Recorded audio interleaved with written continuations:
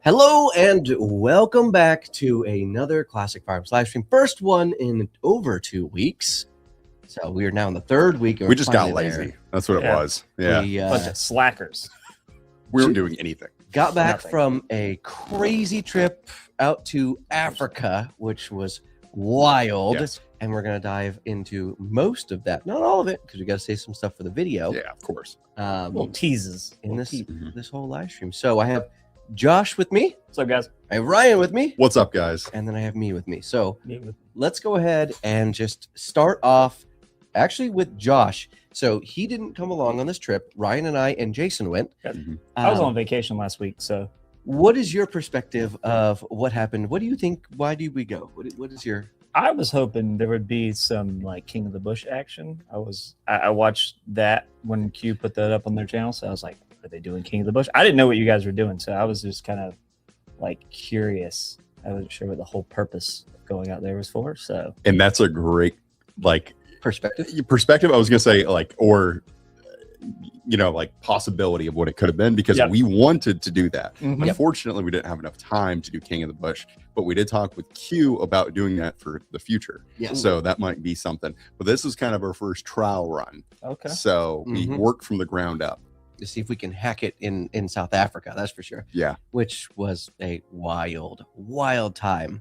Butters is here. Oh, sweet. Oh boy. I see that. Zach Licious is here. What's up, Zach? James. Oh, you guys all got your and emailed me. You guys got your surprises for being. Hope you guys like those stickers. $100. Yes, yeah, $100 club. I think Mike is also here. Yep, I seen him. So hopefully you guys enjoyed those. I know I got some emails saying that you did, so I do know that most of you did. But if you post it on like Instagram or Facebook, there it is. I actually wasn't trying to do that. It just automatically did it when I uploaded the picture. There it is. But well, that's the reason we were there. Let's dive into that, Ryan. Yeah, so we were there for the Megafix Field Showcase. That's what Q called it.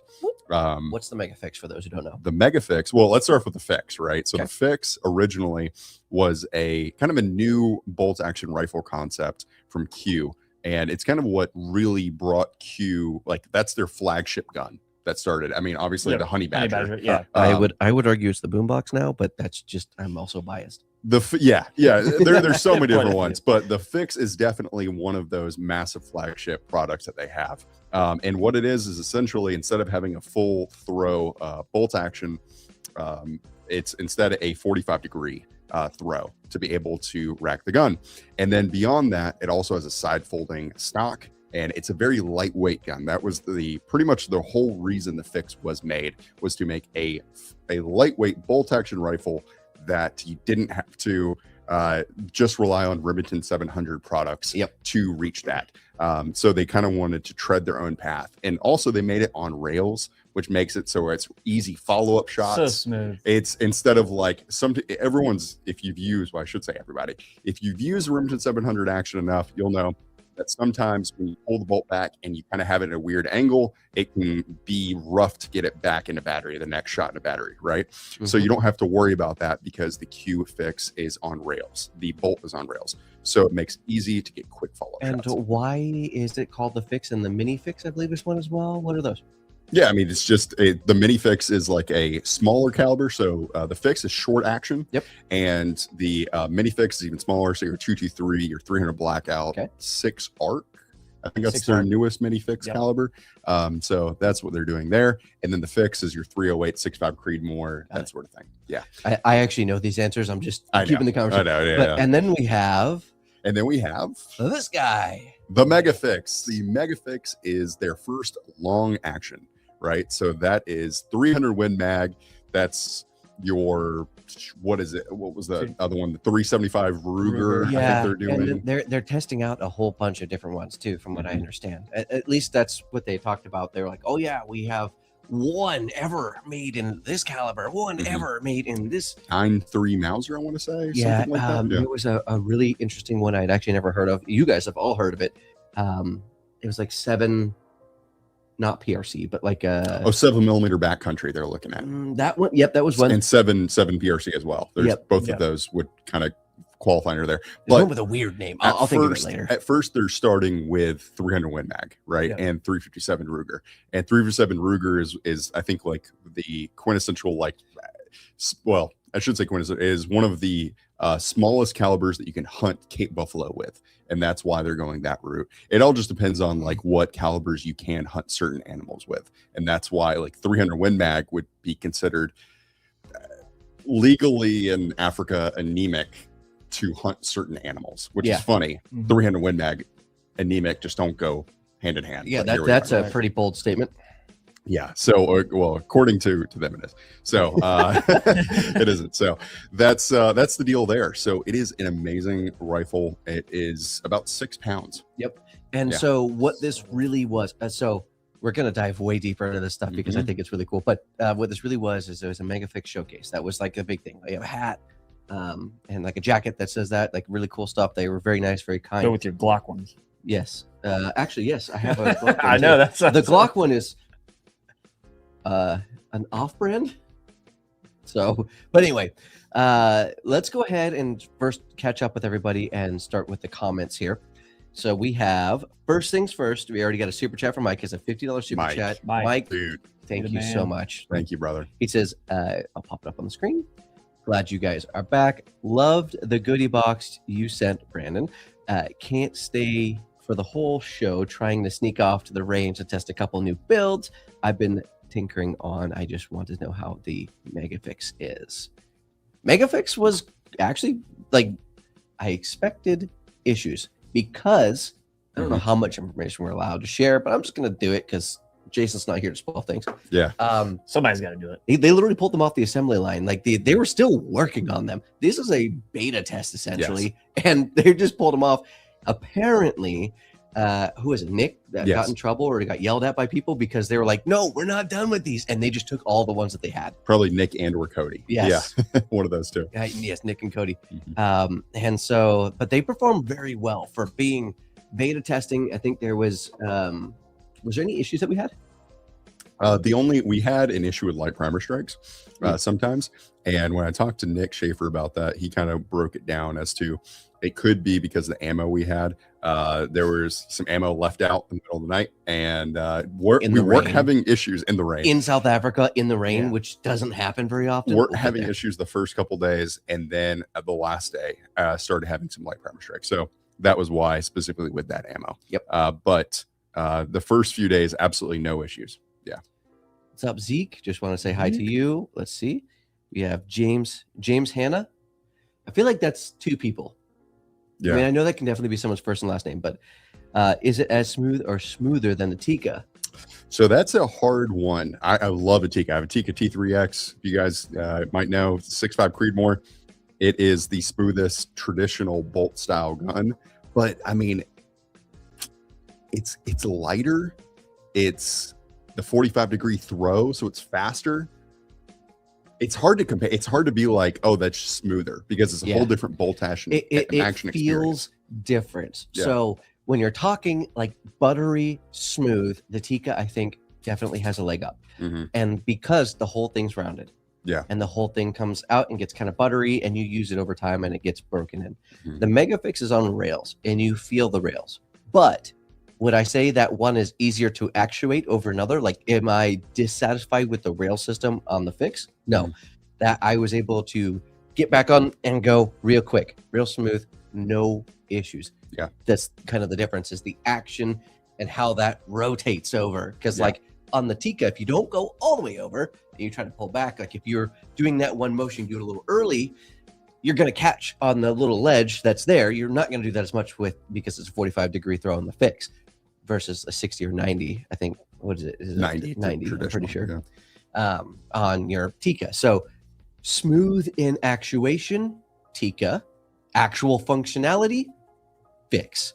That's a very weird thing to say because you do feel a little bit of the grit of the rails. So I just wanted to kind of tell that. Yeah, and last thing I wanted to say about the possible light primer strikes is that the bolt, if it's not fully down, can happen, right? Yeah. So if it's like dislodged a little bit, so when you bring that bolt down over time, especially if you're like me, I jump out of the truck, there's a possible animal, I load the gun, right? Yep. Because something could happen, got to have it ready. And you're right? running through brush, bushes, and things that are just like hitting you along the way. These things have thorns. I'll show you pictures of that. Crazy. And so things are bumping your gun. You are bumping into trees. You're in a hurry. Your adrenaline's up. You're not paying attention to where the gun is. You mean you're pointing it in a safe direction, but you're not focused on every little thing that's touching it. So things wobble and move. Yeah, you could bump that throw lever, then all of a sudden you have light primer strikers as a result of that throw lever being up a little bit. That's true. I don't believe gotta in keep left-handed track of people either. Yeah. Kevin doesn't believe in being left-handed. Yeah. Dude, I got some stories with Kevin. Kevin's awesome. This is the most interaction I've ever had with him. And I definitely enjoyed it. Yeah, no, Kevin's a trip, man. I mean, I feel like Kevin's a very polarizing figure within the firearms community. And so, it's like either people absolutely love him and they're man. Or they hate him. If I post any picture of like any like cute thing online, it's like people blow up. Yeah. It's either a love or a hate thing. It's truly I've polarizing. I've always had good interactions with him. So Yeah, and like he's always if you actually talk and get to know him, Yep. I feel like the image that people have of him online is different than what he actually is in person. He's the same person, though. Like, that's what's weird. He's the same, like all the messages you see, he's going to say that directly to your face.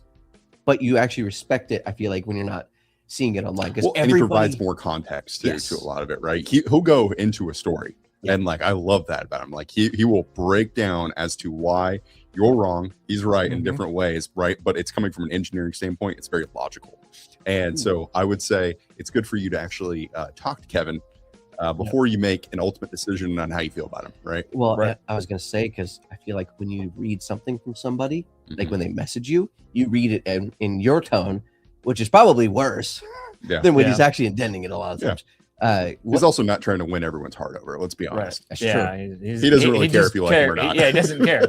I mean, he didn't make the honey badger. He does not care. The amount of times I heard, I don't care, was wild. Yeah. Yes. What cans were you running, Ryan?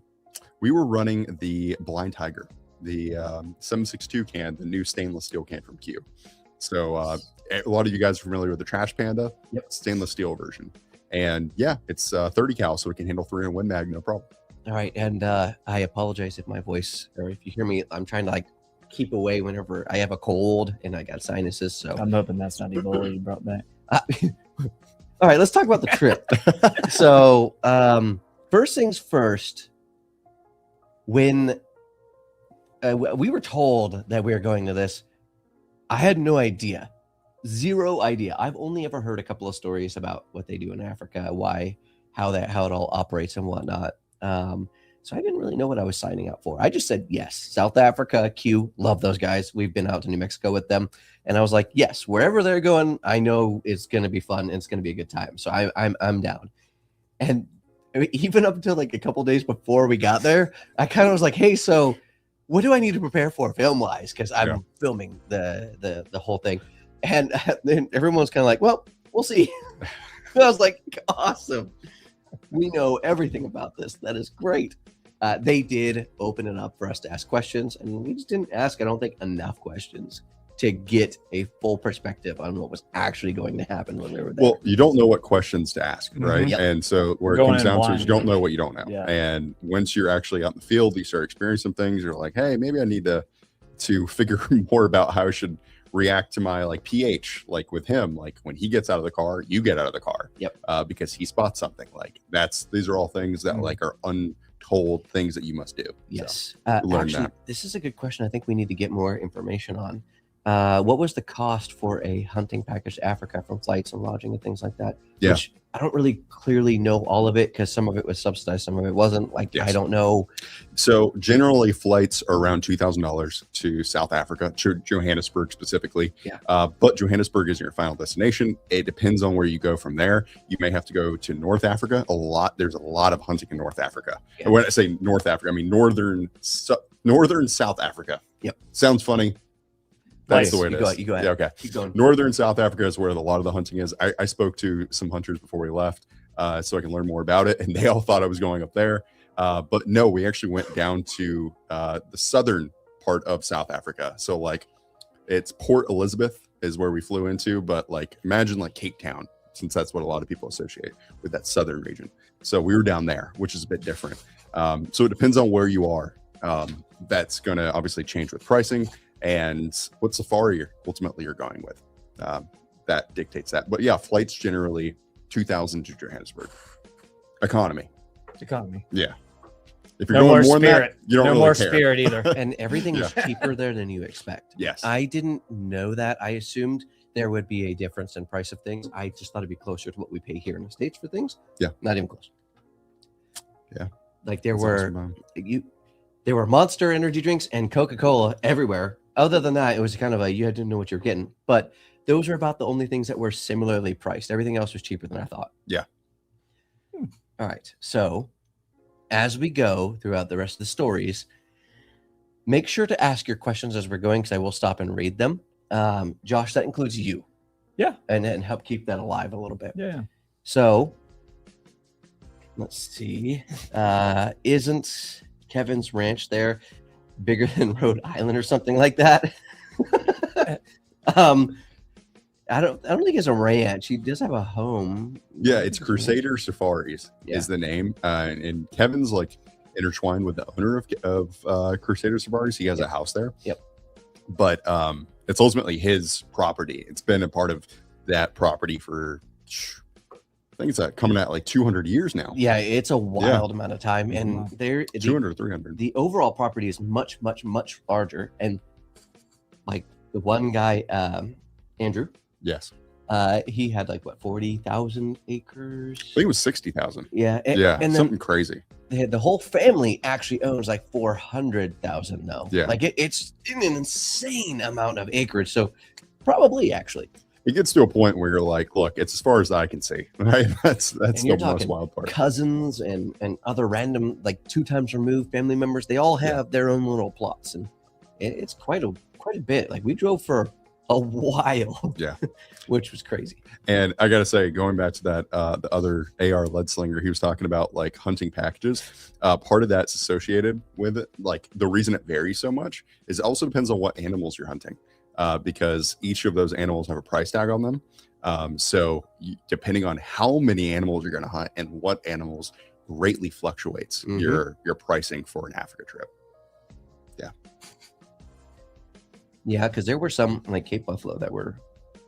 Yeah, I think the Cape were, what was it, like 5,000-6,000, something like that. Yeah, they were the most expensive. There were some that were like 500 to 900, and then there were some all the way up into like the thousands. So I think it was 900 was the cheapest. Something like that. Yeah. It was all over the place. It just depends on the animal. But like if you hunt in the States, then your prices for smaller game are much more. Yeah. Which is interesting. Zach says $3 lunches. I'm reading the comments below that. All right, let's see. What is it? That's a good chest. Hide over more. I gotta. All right, wait. I gotta. Here, go ahead. Okay, there was one from Butters. He said, "Okay, for the real questions, did you see a fat cow out there? I spent a year of my military service in Kenya. I didn't see one. Everyone was skinny as hell.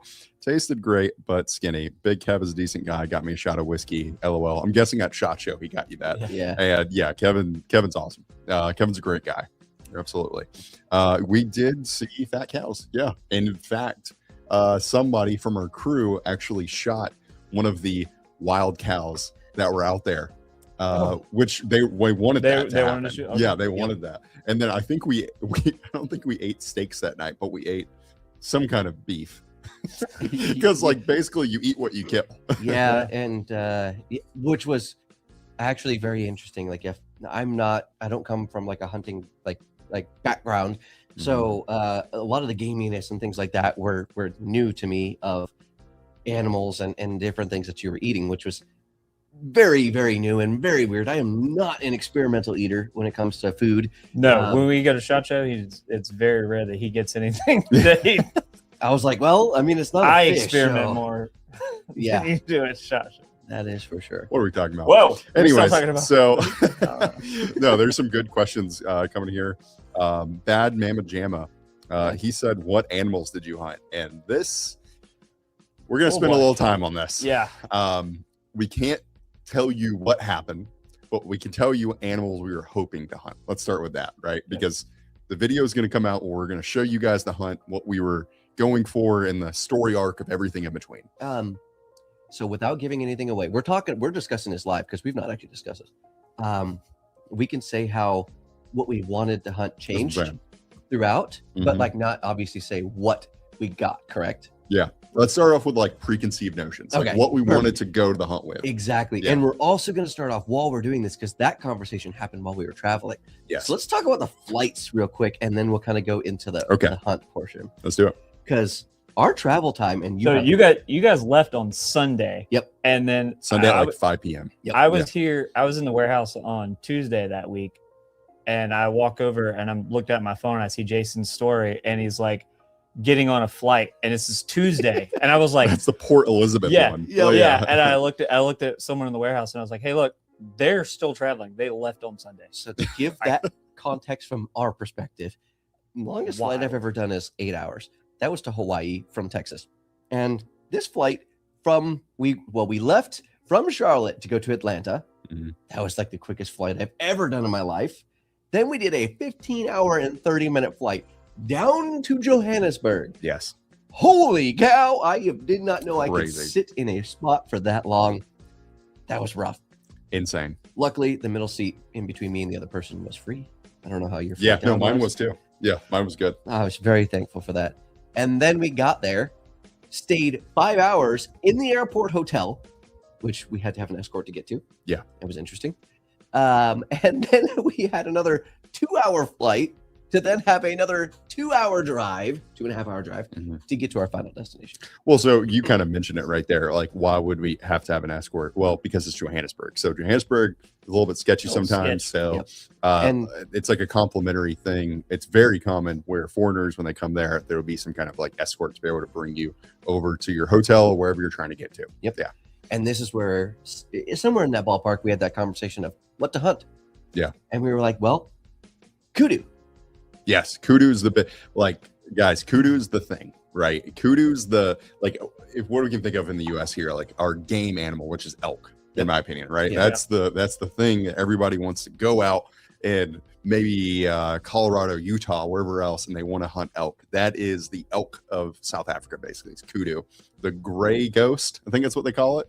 And basically, it can just hide in brush, and it's this beautiful animal. Wish you had a picture. And huge horns. And by the way, they're not antlers. These are not antlers, antlered animals. Yep. They are horned animals, which means they never shed. So you never have that situation where you're walking through and you see antlers lying on the ground because it was rut season. Your camera just went out. Oh no. Hang on. Technical difficulties. Keep them entertained, Josh. Oh, okay. All right. You can still hear me. Yeah. So how far was like Johannesburg to the safari place that you guys like ended up going to? How far was it from like A 2-hour flight. It would have been a 10-hour drive. Yeah. If we had done that. So y'all had like a 2-hour flight. Oh, okay. Commercial flight, not private. And then another Did y'all have to 2 get on a private flight? No. No. did- I This thought other that one's was going to be working. I thought that was going to be a thing you guys had to do was private flights. Yes.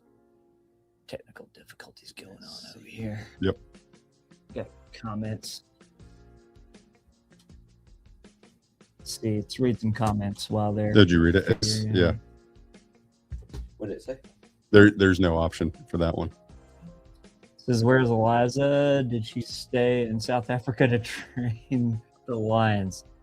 No, she had to go pack for another trip. Yeah. Going to a training class here soon later this week. All right. Is it dead? That's why. Let's see. Ah.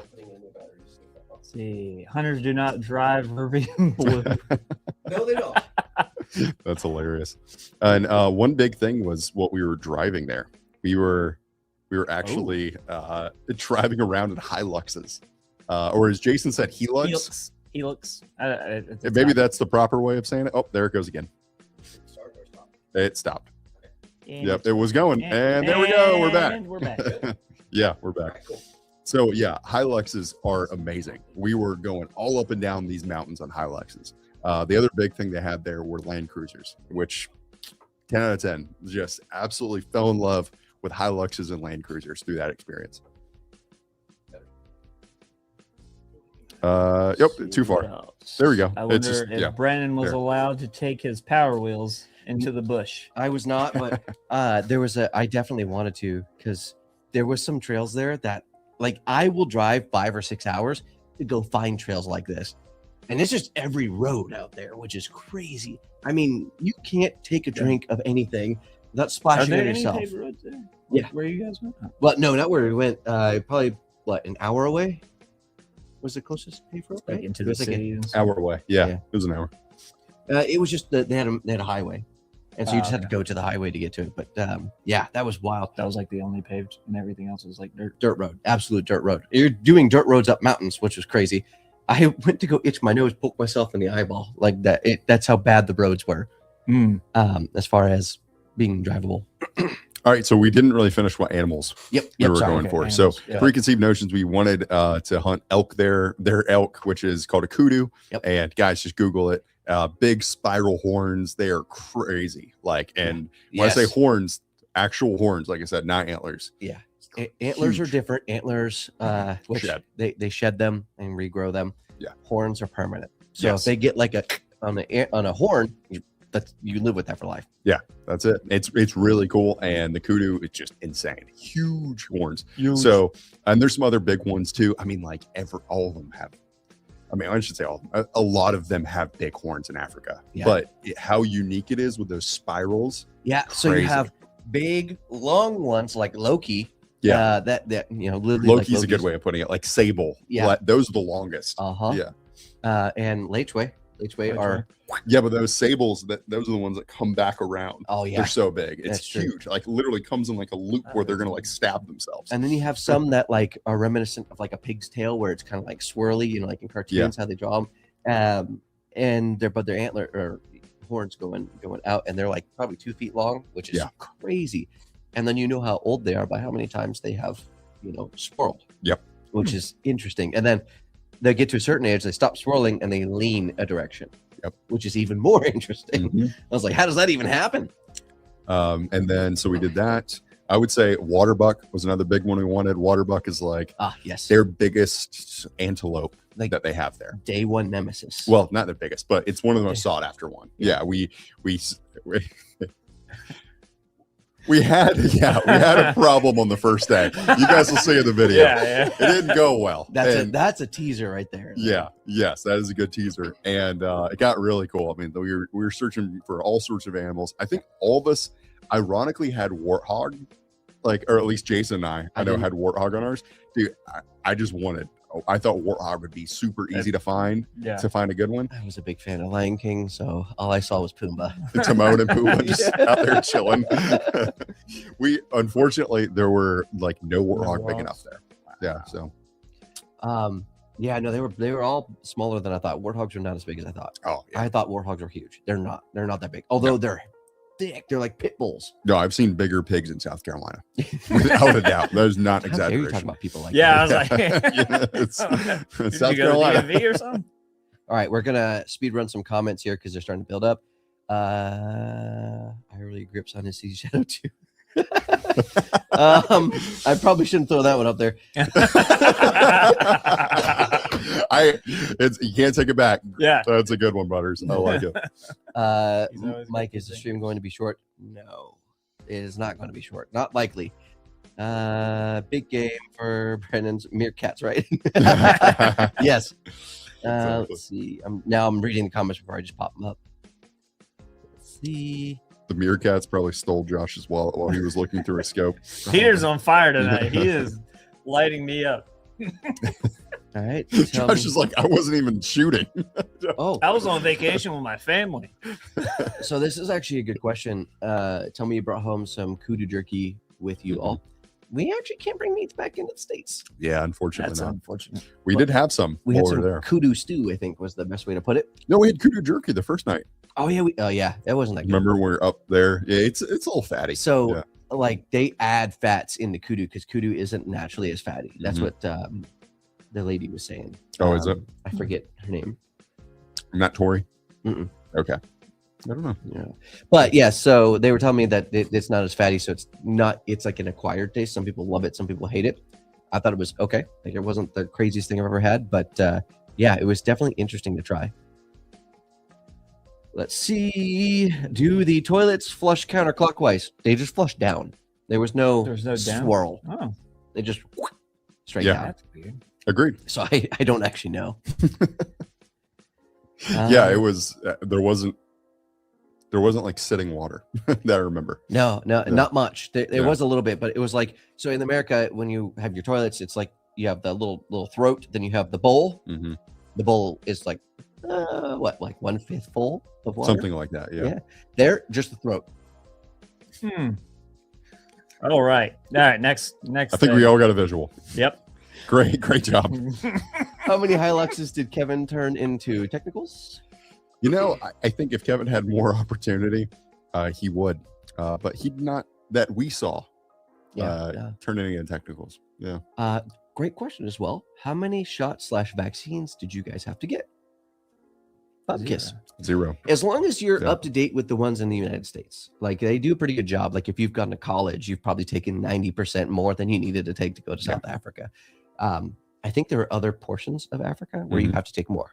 And so here's a big one too that Brandon and I figured out.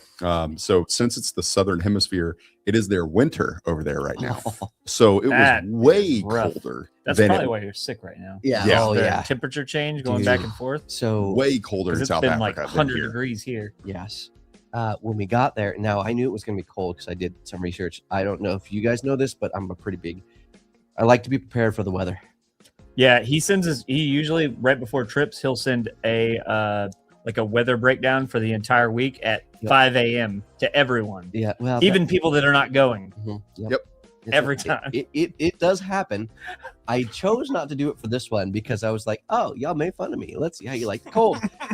And We're good. some people ended up borrowing some of my stuff. Anyway, Who's that? we're going to move on from that. What was it? Beanie, raincoat. Beanie ranking. Who got the beanie? Jason. Oh, okay. I was genuinely. I was like, I don't remember. No, some people around camp, they use some like gloves. I had extra gloves. And Jason did. You used my gloves. Yeah, I did once. Yeah. I'm- But I did have plenty. I'm giving him crap. You know, Brandon likes to take pride in his self-reliance. Preparedness. Yeah, Yes. preparedness, self-reliance type deal. Well, also, if I have to rely on other people, everything's too big. So Pause. Keep going. Yep. So no, it was good. When we got there the first day, it was actually freezing. Yep. So it was like that morning, it was 30 degrees And for us there. that's- And it was 110 in Raleigh yeah. while we were gone. Raleigh, North Carolina. Like the second or third day we were there, it was 102 here, 110 in Raleigh. Wild. And it's hot now. So I'm Yeah. like sweating again. You know, it was weird. I was on vacation. It doesn't pertain to Africa, but I was on vacation and we were at the beach and it was 80 degrees there. It was cooler nicer So at the there's- beach than it was here. Yeah. Would you like me to tell you Unless why? Oh, here we go, Mr. Weatherman. The So tell me. winds. The Winds winds. of the sea. It has nothing to do with the wind. I'm just Actually, the jet I'm- stream does actually make that change, but there's a heat dome, and then it just kind of moves. But anyway, we're not going to Russia anytime soon, not that I know of. Yeah. So Never say Probably never. not. we did all that travel. We finally get there. I think we're almost caught up on comments, so I'm just going to kind of let it go. For oh my gosh, Oh, they no, just there's more. No, updated. it just Yeah, they internet's just slow, dumped- so it just Yeah, I just dumped them all in. all at once. So we get there. It's cold, colder than a lot of people expect. We're greeting everybody. Everybody there, initial greeting, super great, super awesome people. Very surprised. There's always some people that you're like, I don't know if I'm like this guy. He's a little weird. That didn't happen right away. And then it started raining. And they got the most amount of rain that they've gotten in 15 years, Yes. which was crazy. It was insane, dude. It was so much rain. Like we were, I told Brandon, I said, guys, you have to stop blessing the rains in Africa. This is ridiculous. It's because we were singing the song on the way down. We can't stand. We're getting flooded. Literally. I mean, it was so much rain, so much water. How does bringing your rifles over there work? So fortunately, we did not have to. Or at the beginning of this trip, starting like from us going to Africa with Q, we were going to bring the mega fixes over there, and then it turned into Q just bringing them for us, so we didn't have to. I'm Unfortunately, thankful they did, because Yeah. there was a bit of a process. Like they had to go through like customs each time, not customs. They had to go through and get approvals Yeah. to enter the country first off, and then when we flew, getting that from a small airport was rough. I feel like they waited there forever for those guys to come out. yeah. The short answer is rifles are actually pretty easy to get through. Bolt action specifically. Yes, Yep. and that's what I was going to get into. To have a semi-auto, it's like you have to have a letter, I believe, from South African So government. they won't be doing that with boom boxes anytime soon. No, they will. They will. They will. They're in the process. Oh. There's, over Yeah, time, over time, you're yeah, going to yeah. see them more. But bolt action is just so much easier. Easier, So yeah. more Yep. fixes than anything else. Makes sense. All right, let's go through. I don't think anyone's going to rush anytime soon. Nope. Yeah. Especially they have Buc-ee's. female basketball players. Did you go What's this? visit a Buc-ee's? Dude, I don't think I saw a gas station with more than 2 pumps the entire But- time we were there. Did they have Glock switches in their gas stations? Because I heard that. I didn't see a Glock when I was I there. did not see. Yeah, I didn't see anything there. Um, I didn't see anything firearm related there. So here's something interesting while we were there, just before we get to the next comments. Everything had barbed wire fencing on it. Everything was fenced. Every single thing. And then as you got out of the city, you were fenced. Mm-hmm. So like the whole city was fenced. I feel like it's the opposite of a zoo. Yeah. Like you go to the zoo and the animals are in cages. We were in the cages to keep the animals out. out. Yeah. That makes sense. It was pretty crazy to see. Like, I mean, big barbed wires make a lot of money in Africa. Let me Oh, tell you. yeah. Because Holy cow. every single community, every single house, everything They had barbed ran wire. up wire. the Oh, Yeah, or mountains. electrical. What is like that? electrical fencing fence? on the top wow. of it. Whew, they would literally Yeah. run straight up a mountain with barbed wire fencing, and it's like 4-layer barbed wire fencing. That's crazy. wild. It was crazy. Question is, did you bring anything back to taxidermy for wall hangers? Yes, but we can't say what because that would give away what we hunted. Yeah. Did we But want to Save them share for the video. the one story of mine that did not get on Yes. video? Yeah. So then I will share that at a later point in the stream. I just wanted to double check with that. Yeah. One thing we didn't, unfortunately, we were able to get on video, which we kind of still did. I got the shot of you breaking it on video, but we couldn't see the animal when it happened. And that'll get us into the conservation portion of this in a second. Yes. How gamey is kudu? Great question. So some people said it wasn't, but I definitely, I was like, there was a couple pieces I got were really gamey, and then other pieces were extremely good, rich, and flavorful. Mm-hmm. I don't know if you recall. I to me, it was very similar to venison. It was like a little bit gamier venison. That's what I thought of it as. Yeah, I think you're probably pretty right about that. What are you reading? No malaria or fever shots, luckily. No, I mean, and like, fortunately, we just when I talk to people, you didn't really have to worry about that too much. I don't know if that was just the time of the year or how much better things have gotten. They're also making a lot of efforts right now, and specifically South Africa, to end a lot of those diseases, or at least prevent them as much as they possibly can. And where we were going to, it was less of a concern because we weren't around people that were not from the United States. Because we would go into the middle of nowhere. Like I could not get you there if you gave me 1,000 tries. That was very, very out there. Yeah. And the roads were very difficult.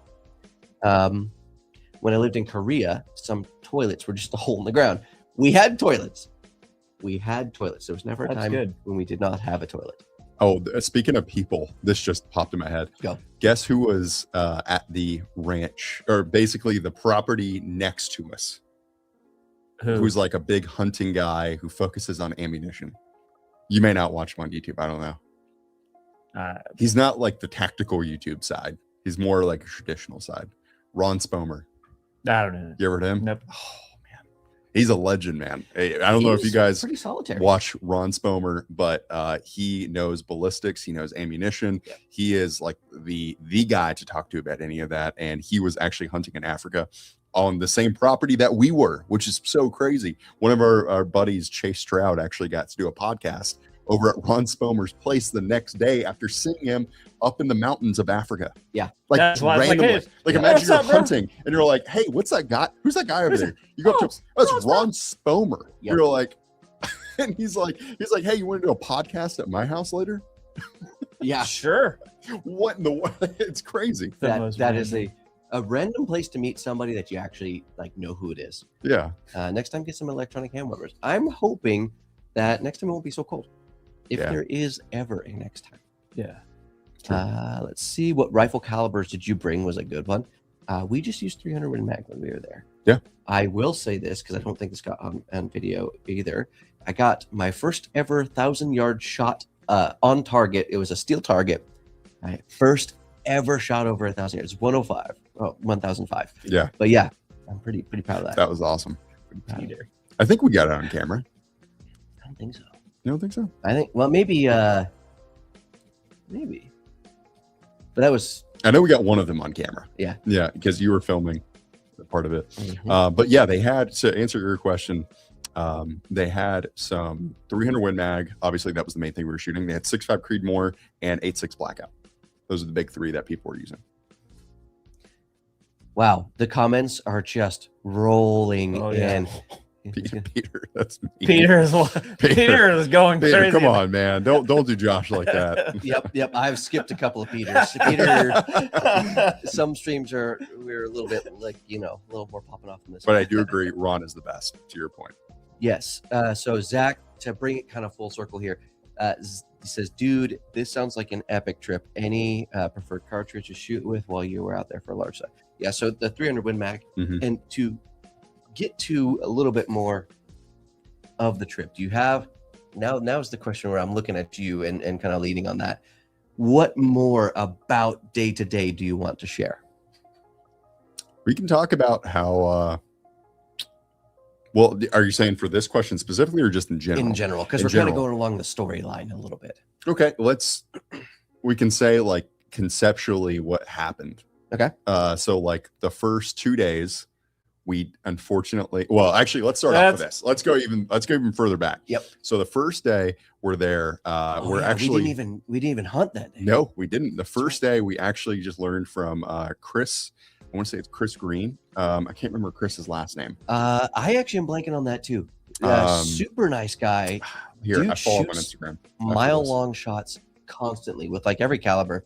He has like a ballistic calculator in his brain. It is crazy. Yeah, So is he Chris just going Green over- Precision. So we're just going over like bow sticks and stuff with you guys? Yes, exactly. Well, so he went over a lot with us. So Chris Green and Chase Stroud went through how to use 300 Win Mag like at ranges with a Kestrel specifically, and with the scope that we had. We had a Colace 318i, and so they were breaking it down how to use that for elevation, how to use a Kestrel for wind environments, for all that, how to like plug it in your app. If you've seen The that, like technical- all the technical stuff, and then kind of out in the field how you can like dial your range card. You can look at that pretty quickly and go, oh, this is for that elevation. Because sometimes Brandon will tell you, we had some engagements where they're literally 100 yards and it felt like you were like doing some CQB hunting almost, like running around through the brush trying to get a good shot. Like it was crazy. I And that- heard some stories a little bit about that. Yeah, That it was is- crazy. That is People actually running. the story that I can share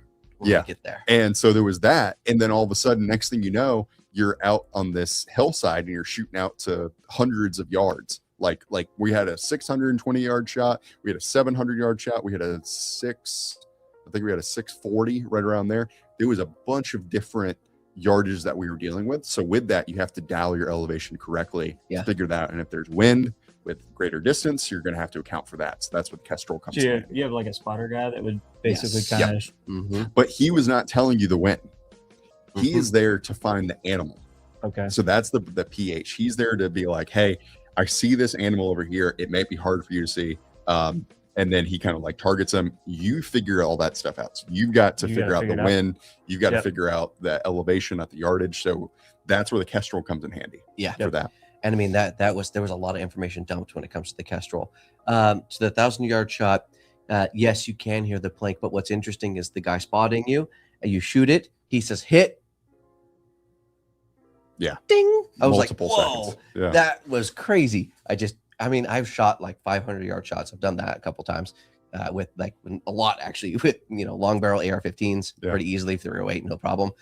And so you kind of get used to that time frame, and then it's literally doubled whenever you're shooting out to 1,000. And I just didn't expect it. I reloaded like I was getting ready to get back on. I was reloaded before I heard the shot hit. That was crazy. Actually, I think I have a video that Cody sent. He did take some. I don't know if he got the one you posted in the story. Yeah. The one you're. Yeah, here it is. Okay, we might be able to.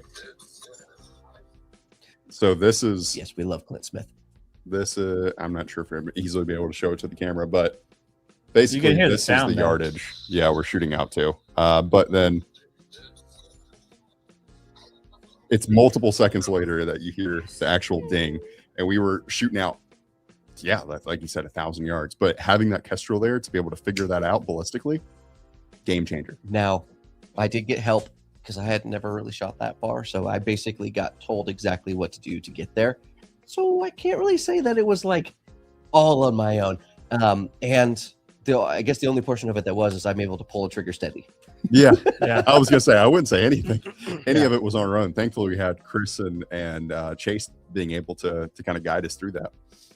And and once you kind of figure out the gun, then you're able to dial it in. This is a funny comment. Guys, can you open up a bit on how a bunch of dudes were warming up in the middle? Fire. That's actually the answer. Legitimately, there was always a fire going. There was tequila. No, fire. Not a fan of tequila. All right. Peter said 9.3 by 62. Yeah, so that's a long action caliber that Q did make a Megafix for, but they decided, at least as of right now, not to continue on with that. That may be a thing later on, but right now they're focusing on 300 Win Mag and 375 Ruger. Yep, that's kind of their primary focus. To answer this question, we can sometimes do other calibers, other guns, and other things for Bust Your Builds. We don't always, because we don't get a ton of those. Zach said y'all should do a PRS course and film it. It would be cool to see some precision and dope work. So we are going to have a course later this week, actually, on marksmanship. I don't know the exact yardage we're going to be shooting out to, but part of this, what we filmed with Chase Stroud, Pump Precision. If you guys are interested in him, he is a genius. Dude, holy cow. And he invited us out to do some shooting with him to really, really learn it. Again, long distance isn't something that I've traditionally done. I do a lot of short range stuff. I'm talking 300 yards and in. You do really short range stuff? Yeah. No way. No. And I think Brandon's underselling a little bit. It's ELR. Yeah, it's like he shoots every day above a mile. Is it ever? I didn't know it was every day, but basically, I mean, he can make 3 mile long shots. Yeah, that is a thing, Josh. That he has done 3 mile long shots. So he was talking about how he has a range at his house, and he literally just goes out and shoots every day. He knows where everything is, and he just goes out and he's just like, I just need to do it. I just need to do it. I just need to do it. Awesome guy. Genuinely, I was so surprised because you meet him. And he's not super tall, but he's like bodybuilder. Oh, 100%. And you're like, and so you're kind of like intimidated a little bit immediately by him. He's just like an intimidating human being. And he talks a little bit like an intimidating human being, like he was in the military. He was not. He's just a really, really, really good shooter. Yes, he's incredible. And then you actually like talk to him, and he's like the nicest dude you'll ever meet. Yes.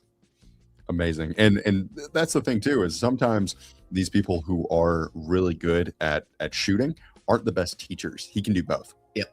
And that's what's great about it. So we actually did get some PRS filming from him on how to use a Kestrel correctly, which is a big part of PRS. So, it was a quick overview of it, though. It wasn't as deep as I think you would want to go with that particular subject. Yeah.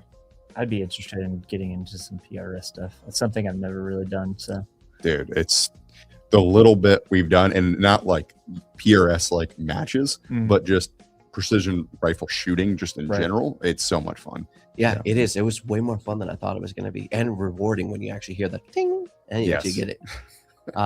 So we kind of touched on it a little bit, and I know this is definitely going to be in the video portion, but the whole like conservation side and like how to pick animals to go for and not. Yeah. That I was surprised about. I didn't realize how much would be skipped over going into this. I also didn't realize how many animals were in Africa. And this kind of gets me onto my next point. Do you want to touch on that while I bring up a photo? Yeah. So basically, the what we learned from our PH ultimately was that sometimes you see an animal that looks big enough, has big enough horns, everything you're looking for, antlers, depending on which animal. There's one animal that we were hunting there actually did have antlers. Most of them have horns, and you're like, this thing's big. It's huge sometimes. Like, I mean, massive horns. And he's like, yeah, it's not old enough. And so they've got to be. That's not what we were hunting, but you Nope. just wanted to throw That's how you're raft. yep. No, My brother. no giraffe hunting or anything like that. But what's crazy, they have mountain giraffes. Yeah.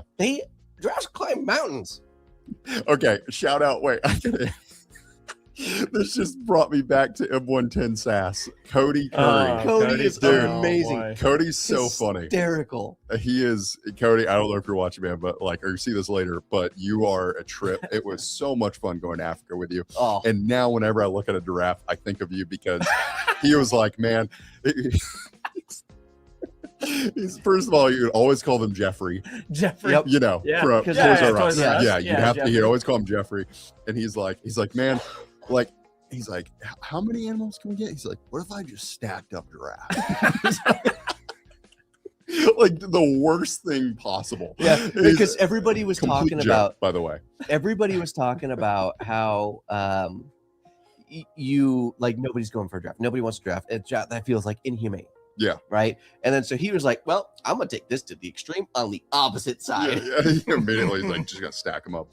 No, so much fun. Absolutely loved it.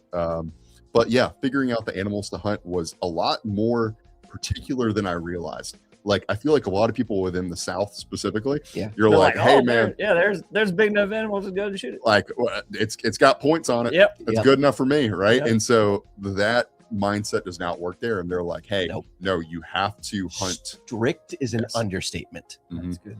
Yes. Um, And having a PH there is very important for that reason, so they can help guide you on which animals you should and shouldn't shoot. Exactly, which was a very cool thing. Not what I expected. No, when I say there's a lot of animals, I mean like whatever you are thinking, however many animals you think are actually there, it's like triple what you're actually thinking. This sounds like SHOT Show. Like when you first went to SHOT Show and you didn't know Yeah. how big Yeah. SHOT Show was going to be. SHOT And I Show's tried to massive. warn you, and you got there, and you're like, "Oh, And then Oh, you it's drop like me off that. in the middle of nowhere, Yeah, and I like, gotta see find you, my way bud. back.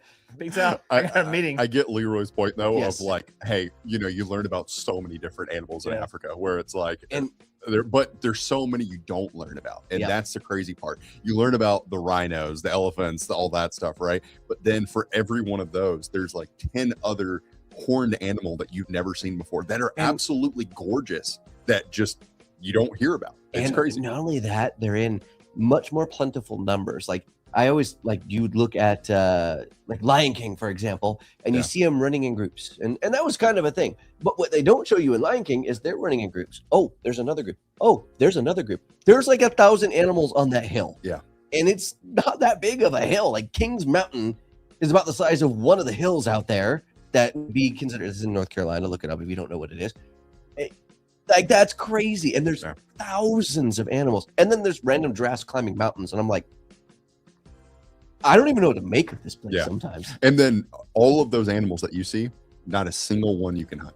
Yeah. Yeah, you can't. Yeah. Not a single one's old enough. Not a single one's a bull or a bull of age, so you cannot hunt them. Yep. And so that was one thing. Or sometimes you do see that massive herd, and the bull is hidden. Hidden in the middle. Like, So what you have to do is you have to wait for the cows to kind of run to the side so that you have an open shot on the bull. And sometimes you just don't get Yeah. it. Sometimes the herd just goes, and that's it. wow. So this is that one of the awesome. pictures of like one of the more mountainous areas.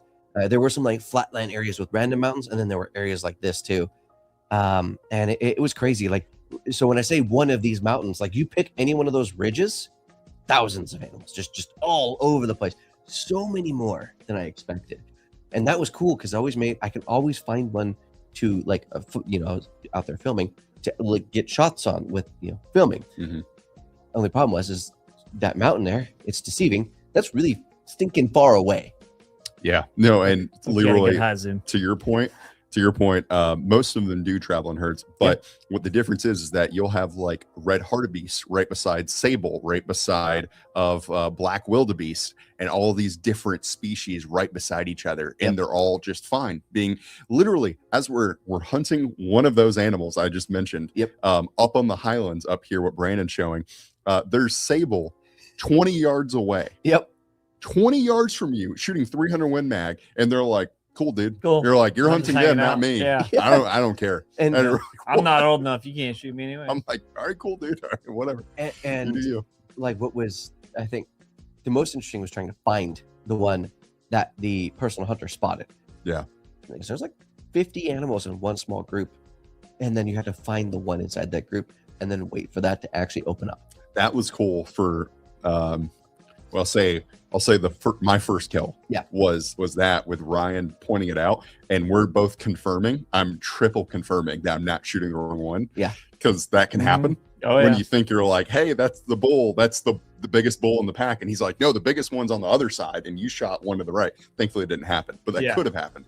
So I'm confirming. I'm like, this one right here is a shoulder like this. And there's Yeah, I could that's see the one. there'd be a lot of confusion there. Yeah, and there's like there's 40 animals in front of you. It's hard to figure them out. Yeah. And they're all moving fast. So you gotta like You gotta hurry up and get your shot off too. And yes, and we'll touch on that in just a little bit. Were you not allowed no, not at all.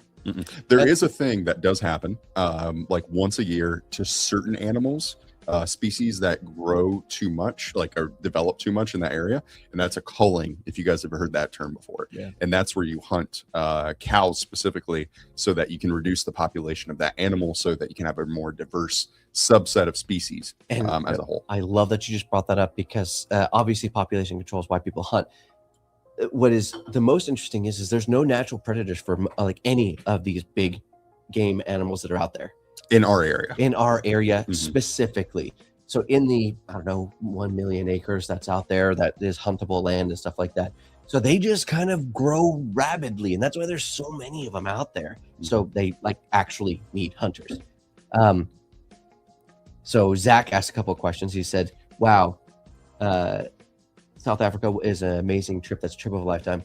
Absolutely. Truly. Very blessed. Very, very thankful that I was able to go and do this. Probably something that I will never forget in my lifetime, because there's a lot of firsts on that trip for me. And I, going that far away, that plane and a whole bunch of other things, it was incredible. And very blessed, very thankful. Without a doubt. Yes. Blessed is the right word for it. I mean, it's thankfully Q allowed us to show off their gun and be able to hunt the process. And ultimately it just shows as a testament. Like any company, when they come out with a new gun, you can go down to 1,000-yard range. We could go to South Carolina. I've been down there where we're taking a mile-long shot, and they're showing like the capabilities of certain guns. Tons of companies have done that. Q's like, no, we're gonna bring you out there into the field, and you're gonna hunt things with it. And you don't have a choice. If you're coming, you don't have a choice. You're hunting. And I respect that so much. I didn't realize that everybody else, like other people, were going. I saw Cody's post later, and I was like, oh, I didn't know he went too. Dude, he's awesome. So good friend now. Yes, definitely. So what happens if you tag and bag the wrong animal? I don't think we had that happen, so I don't actually know. But our personal hunter just said you won't. If you tag and that's true. I didn't ask because what I did is I literally you and I talked about this. The first day, I'm not going to say who it was, but there was somebody who killed a kudu bull, and it was the correct age and everything. They got a kudu bull, but there was an even bigger one, and they accidentally hunted the wrong animal. And the one that the PH was calling out was not the one that was killed. And so after that, I got in my head, because of that experience, I was like, okay, I need to double check, triple check with the PH to make sure we're talking about the same one after that. So it didn't come up again because of that. Yes. Now, one thing I want to talk about. We were talking about kind of like hiking through the mountains and the terrain there. So something very, very interesting. There's a couple of notable things when it comes to the terrain there. Trees, probably no larger than 10 feet tall. Yeah. Like any tree. There's a lot of them. There's a boatload of trees. But I mean, I felt tall, not gonna lie. Coming out here in North Carolina, the trees are like what, 20, 30 feet tall? Yeah. Easy. Huge. There's some of them even more than that. So you get used to hearing the rustling of the wind come through the trees here in the Carolinas. You can hear it. You can hear the direction that it starts, and you can hear it go away. Out there, they kind of look like, give me a second, I'll put them up for you. I have like 5 photos to show you guys. Brandon's got pictures of everything. Yeah. He's like, man, I mean, you have to. So there's a mountain giraffe in the trees, and that's kind of a decent visual. So if you look there, none of the trees go past his like belly. Yeah. So what you're seeing behind him there is farther up the mountain. I was gonna say it's it's uphill. Yeah, shot. And then I took a specific photo of what I thought was like the average tree out there. You should have stood beside it so we could see. I didn't want to like feed. Excellent point, Josh. So Excellent point. that's a fence that's probably up to like my chest. And then the tree it's kind of hard to see actually scale on a lot of these things, but they're not very big and they're very thin trees. Yeah. So they're not leafy, they're very thin. I don't think there was actually any leaves, like big fat leaves out there. No, I didn't see any. Yeah. And everything in South Africa, specifically where you were, has thorns. You're thinking rose thorns, you're thinking any type of thorn you see in America. No, that you're hot tamales right there. Yeah, you're probably wrong.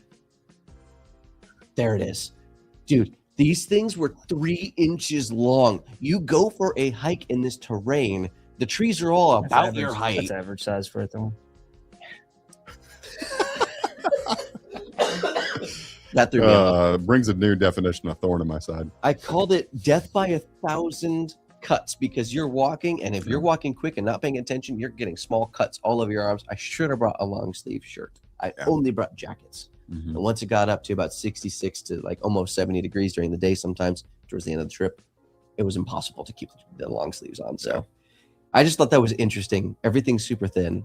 Leroy had a cool point. I want to hunt in South Africa at Rocky Mountain elk foundation auction. I think I've never walked that far in my life. I agree, man. A lot of walking, huh?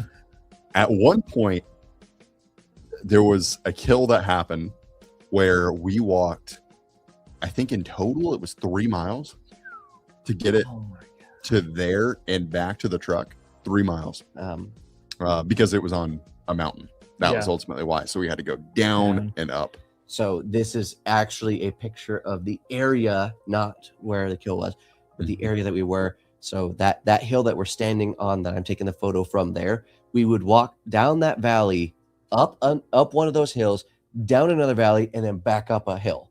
That's how far it was. So that just gives you a little bit of a reference. Insane. Absolutely insane.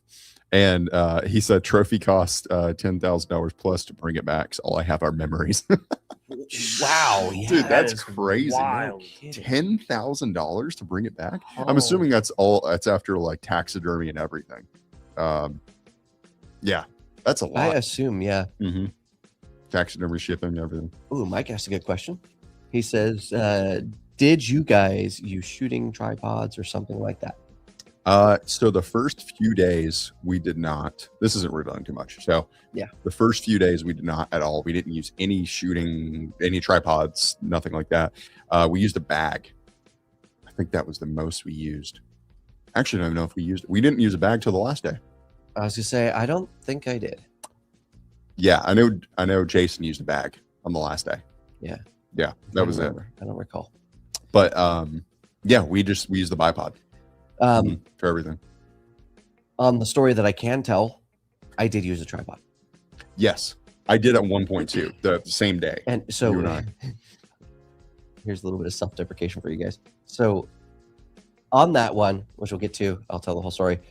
Ryan, our personal hunter, not that Ryan, our personal hunter's name was Ryan, puts up the tripod, and I look at him because it's like above my head. I'm like, really?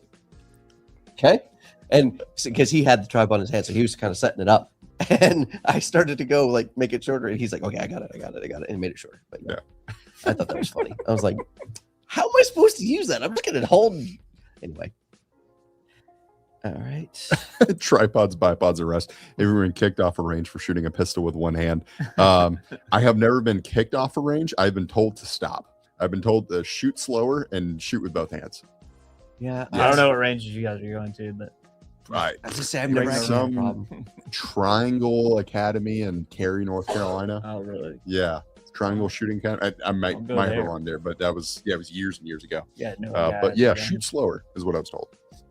But no, I mean, all in all, what we found out was when you're on a mountainside, you can pretty much use your bipod.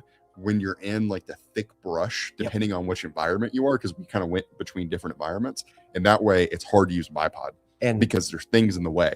There's And shrubs, everything. these moments all come through up there. within 30 seconds. Yeah. So like there are times when they are an hour long, and there's a time when they are 30 seconds. So sometimes you don't have time for a tripod. You Yeah. have to just put up what you can. gotta- and- Yeah. Yeah, you got to get up and go. And hopefully you have enough skill and are familiar enough with the gun to make it happen. Remember, you got to take an offhand shot. Yep.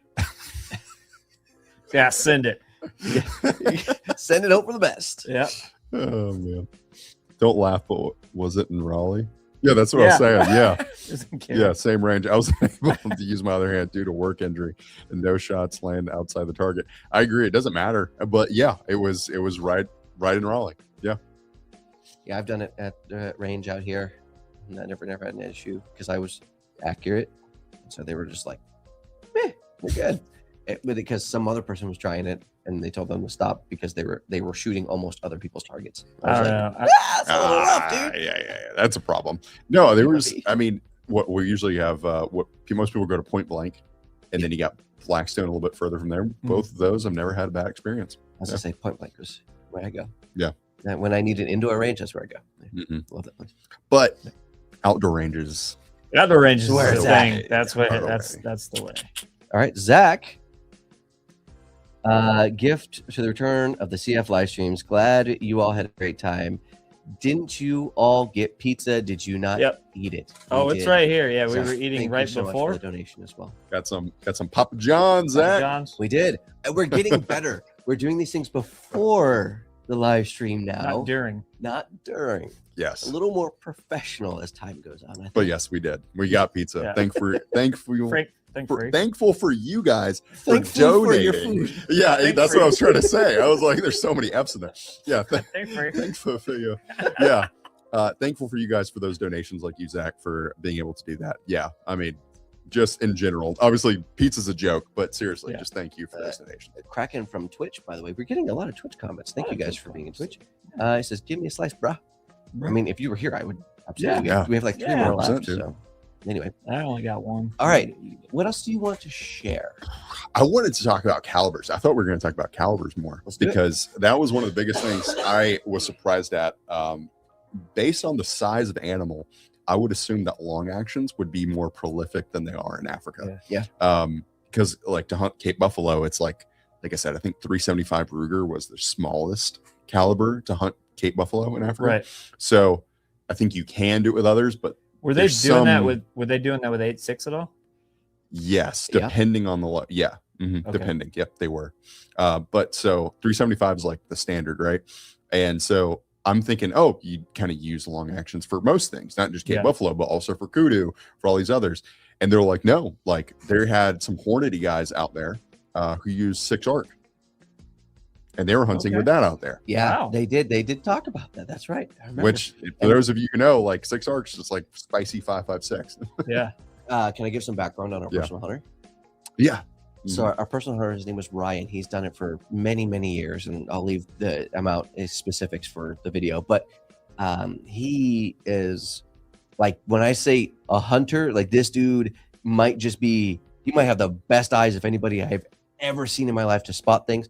He also has been doing it for a long enough time to see what works and what doesn't work in like a very granular way. Yeah. And he was talking up 6.5 actually.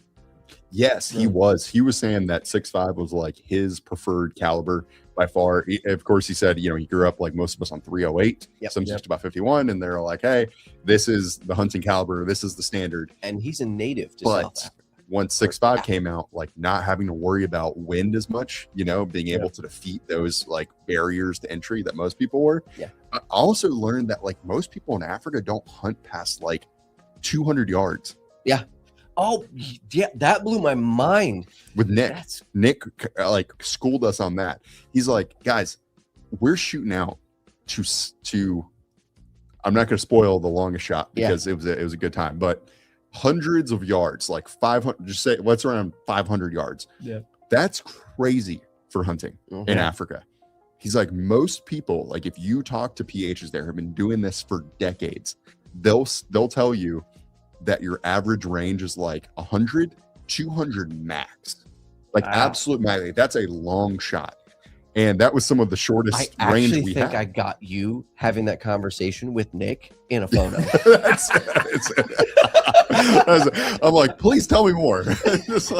I'm amazed. I didn't shave for a while. I didn't trim for a while, so my beard was a little crazy there. No, Nick is awesome. Nick's an incredible hunter, incredible engineer, the mind behind the fix.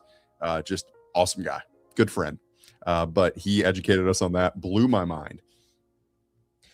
So yeah, that like what you were saying, Zach agrees. I agree 100%. I was very surprised. Yeah, surprised by 6 arc. I was joking. It's not spicy 5.56. It's bigger than that, but you get the point. Like it's not what you would expect at a hunting. And here's a statement I thought was interesting. I figured Kevin would have y'all shooting exclusively 8.6, and I'm not gonna lie. When I first heard about everything, I thought that would be a thing too. Same. But Kevin's a very practical person. He's like, hey, what's the best? What's gonna work for this application specifically in this long action gun? Yeah. And 300 Win Mag was and 370 yeah, 375 Ruger were the choices that they decided were the best and that they also knew how to make. Well, and let's talk about it. Like, why was the Megafix made? I don't know. That's really interesting question. Nick said it a couple times. I know, I forgot. All right. So the reason the Megafix was made was because Kevin wanted to go elephant hunting, and he needed a gun to do that. And so most people, of course, they use like 500 nitro, a bunch of different stuff. And he was like, no, I want to use a Q gun. So Nick made the Megafix for him. And that was why they tested a lot of those calibers, like 375 Ruger, I think like the 9.3 Mauser that we were talking about earlier. Yeah. So that they could use those practically in hunting. Yes. And we got, man, a lot of people on Twitch are commenting. Thank you guys so much for being here on Twitch. A lot of times it's all YouTube. Yeah. And like one Rumble comment. Let's see. How do you guys feel about the recent return of 30 Luger and the availability of spicy fast rounds for AR-15 pistols? You want to start? I love 30 Luger. I don't know if anybody. I don't have that much experience with it, so that's gonna be my answer. It's funny when you say recent return because I've been using 30 Luger for a while because I love shooting my Luger. That's like my favorite pistol. Yeah. Like absolutely love it. And what is it? Privy Partisan PPU usually has great availability for 30 Luger. So I'm not sure if like there's more ammo manufacturers than I realize for 30 Luger coming out of the woodwork, but it's been around. Yeah. I just now looked at some of the photos that you sent. And I'm downloading them so I can there's some show good ones. them off a little bit, then we can talk about them. Is that me? That's you. Oh, I got a picture of you I shooting. did not think that was me. Yeah. I thought I got in a video, but I couldn't send it to you. So I'm not sure if that was the video of you getting it. But Cody got everybody shooting. Yeah, I guess so text him and he'll. I thought he only got a couple people because I thought people were like, so the little platform we were on was not very big, so you couldn't have very many people up there. That was part of the problem. Mm-hmm. Yep. Did you see the guns when I sent you? Yes. Yeah. I'm gonna do that as well. It shows the difference between all three. Since I was talking about that, that's the 1,000-yard shot. That was really cool. Very proud of myself for that one, making that shot. Oh, click that. Which one? That one? Yep, that's that reply from the other guy. Yeah. CAC now has AR-15 barrels in 30 Luger. Wow. I did not see that. Yes, 9mm is based on 30 Luger, so they use the same bolt. Yeah, I mean that's why Luger, 9mm Luger. Yeah, it's all coming from that, essentially. It's honestly hilarious how many gun designs historically have come from a designer going, I want a thing. But nobody makes it. Yeah. So I'll just make it It's myself. Very true. So true. Oh, this is interesting. Won a South Africa hunt at Whitetails. I don't know what that is. Unlimited last year. We leave on the 31st. 11 of us are going. Should be a great time. Dude, that's awesome. Wait, you haven't gone yet? Yeah, that's what it sounds they're like. going, yeah. Dude, on the 31st. Hopefully this gives you some sort of perspective then. Yeah. That's awesome, dude. I would highly recommend. Tell us your situation. Like, what are you bringing to the hunt? Like, what caliber, all that stuff. What are you expecting? Or if they're providing it. Just interested. I highly recommend if you're going to be hiking, which I assume you will be, make sure you have long pants. Yeah. And like something to cover your arms a bit. What's funny is you say, make sure you have long pants, but all the people who are like natives there, they're all wearing shorts. They're all wearing shorts. I mean, when you go work out for long enough, you build calluses on your hands. Yeah. It's kind of the same thing. I don't have calluses on my arms. I'm not going to do that, but like half the PHs wear shorts. I was like, all right, cool, man. I don't know Good for how. you. Good question. Did you guys carry sidearms or just long guns? Just long guns.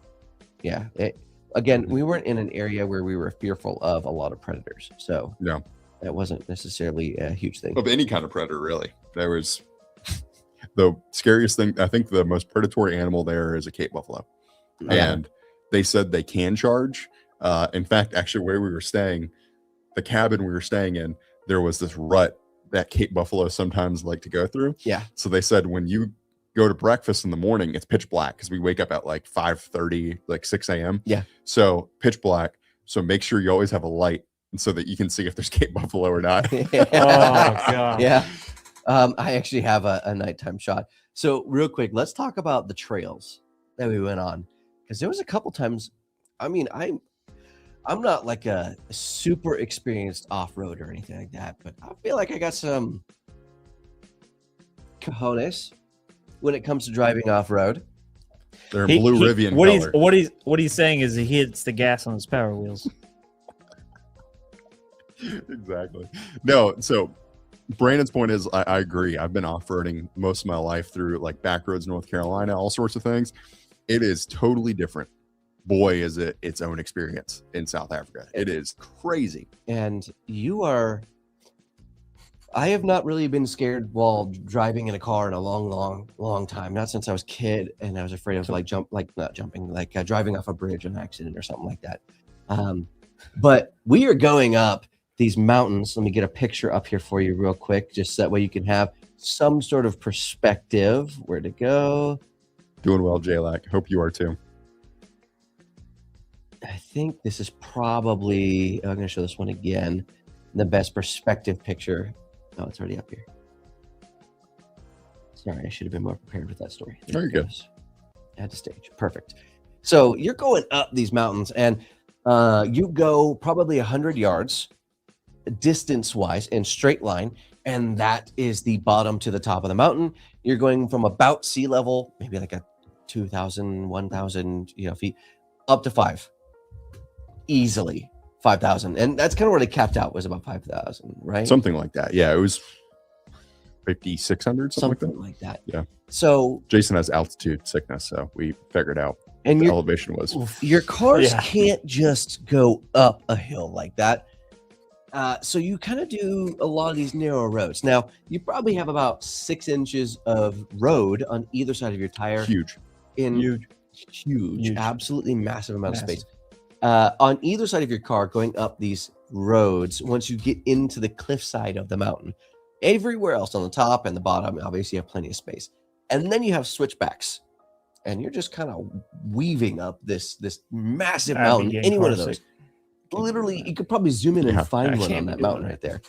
I can't zoom in for you guys. I can't ride with someone when you get like switchbacks and stuff like that. Oh, yeah. I can't ride it. I can drive it, no problem. But if I'm riding with someone, I will get sick. I don't think you in the mornings I got a little queasy sometimes, and then after that I was good. Yeah. But it's just like, I don't know, I get that way waking up too early in the morning anyways. Yeah. And so I think the combination got me. But once you get up there, you see this view, you're like, I'm good. Yeah. It all kind of dissipates. There was a moment we were going up these switchbacks, and every once in a while, they're very steep. These potholes are just massive. They're just divots in the road. I mean, they would take out a normal tire. These Hiluxes are incredible, by the way. I've never seen a Hilux, any car, do what these ones did as consistently as it did in this place. But Off topic. Can you fit a rattler in the glove box? We didn't have one to try. Yeah, actually, I wish they had a honey badger. We could have tried Oh. that. They probably could have. But you go around this little switchback, and most of the time they're not quite wide enough for you to make the full turn in one turn. So you have to stop, back up, and then continue up. When you only have 6 inches of space on either side of your That's car, a massive amount of space. you go and make the turn. You're facing the mountain. Your butt is away from the mountain. You're sitting on the back of the truck sometimes, which I was in one of these cases, and you can't see the road. There is no road in my view, and I know he can't see the road except for in the side mirrors, and he puts them down, and he slowly lets it back. There was one time we were going up around, and the car stalled out, and we slid back just a little bit. Oh, And Yeah. I that's tensed sketchy. up, and I was I'll like, make you "Oh, pucker." Yeah. here we go. Mhm. Here we go. We're going to see how tough this thing really is." We made it, though.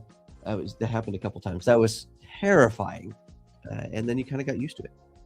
Anyway, moving on.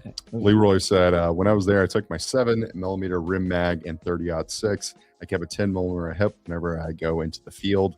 Yeah, we couldn't. We weren't traveling with pistols, so that was why. Yeah. And honestly, we really didn't need that. Oh, you say that. You didn't walk trying to home think. at 1 a.m. and meet this guy. Hang on. But even then, would you have had that 10mm on you? Probably not, Yeah, I was Get gonna that say. thing on them. for other We reasons. were hunting Yeah. out there. How do I delete things on here? I want to add another photo, but I can't because we have too many things up. The Roofer Studio. There we go. So one of the nights I was going back. So speaking of a time when I wish I had a pistol on me, this thing, I am walking in between our main house to where we were sleeping. And I don't know if you could see it well in that photo. That thing has horns that are probably 2 feet long. I'm walking back to the room, and I'm not in the best state of mind. I'm tired. I'm very tired. And I look to my left, and this thing was staring at me, met my gaze. And I see the horns on this thing just sticking off. I'm like, I can't run faster than this thing. There's a telephone pole in between you and me. It's a power pole. So I just stood there on the other side of the power pole and let him trot off, because if he decided to, like a goat does, where he wants to check you, I'm getting speared. Yeah. So yeah, I thought about it at that moment. I was like, I wish I had a pistol on me. Yeah.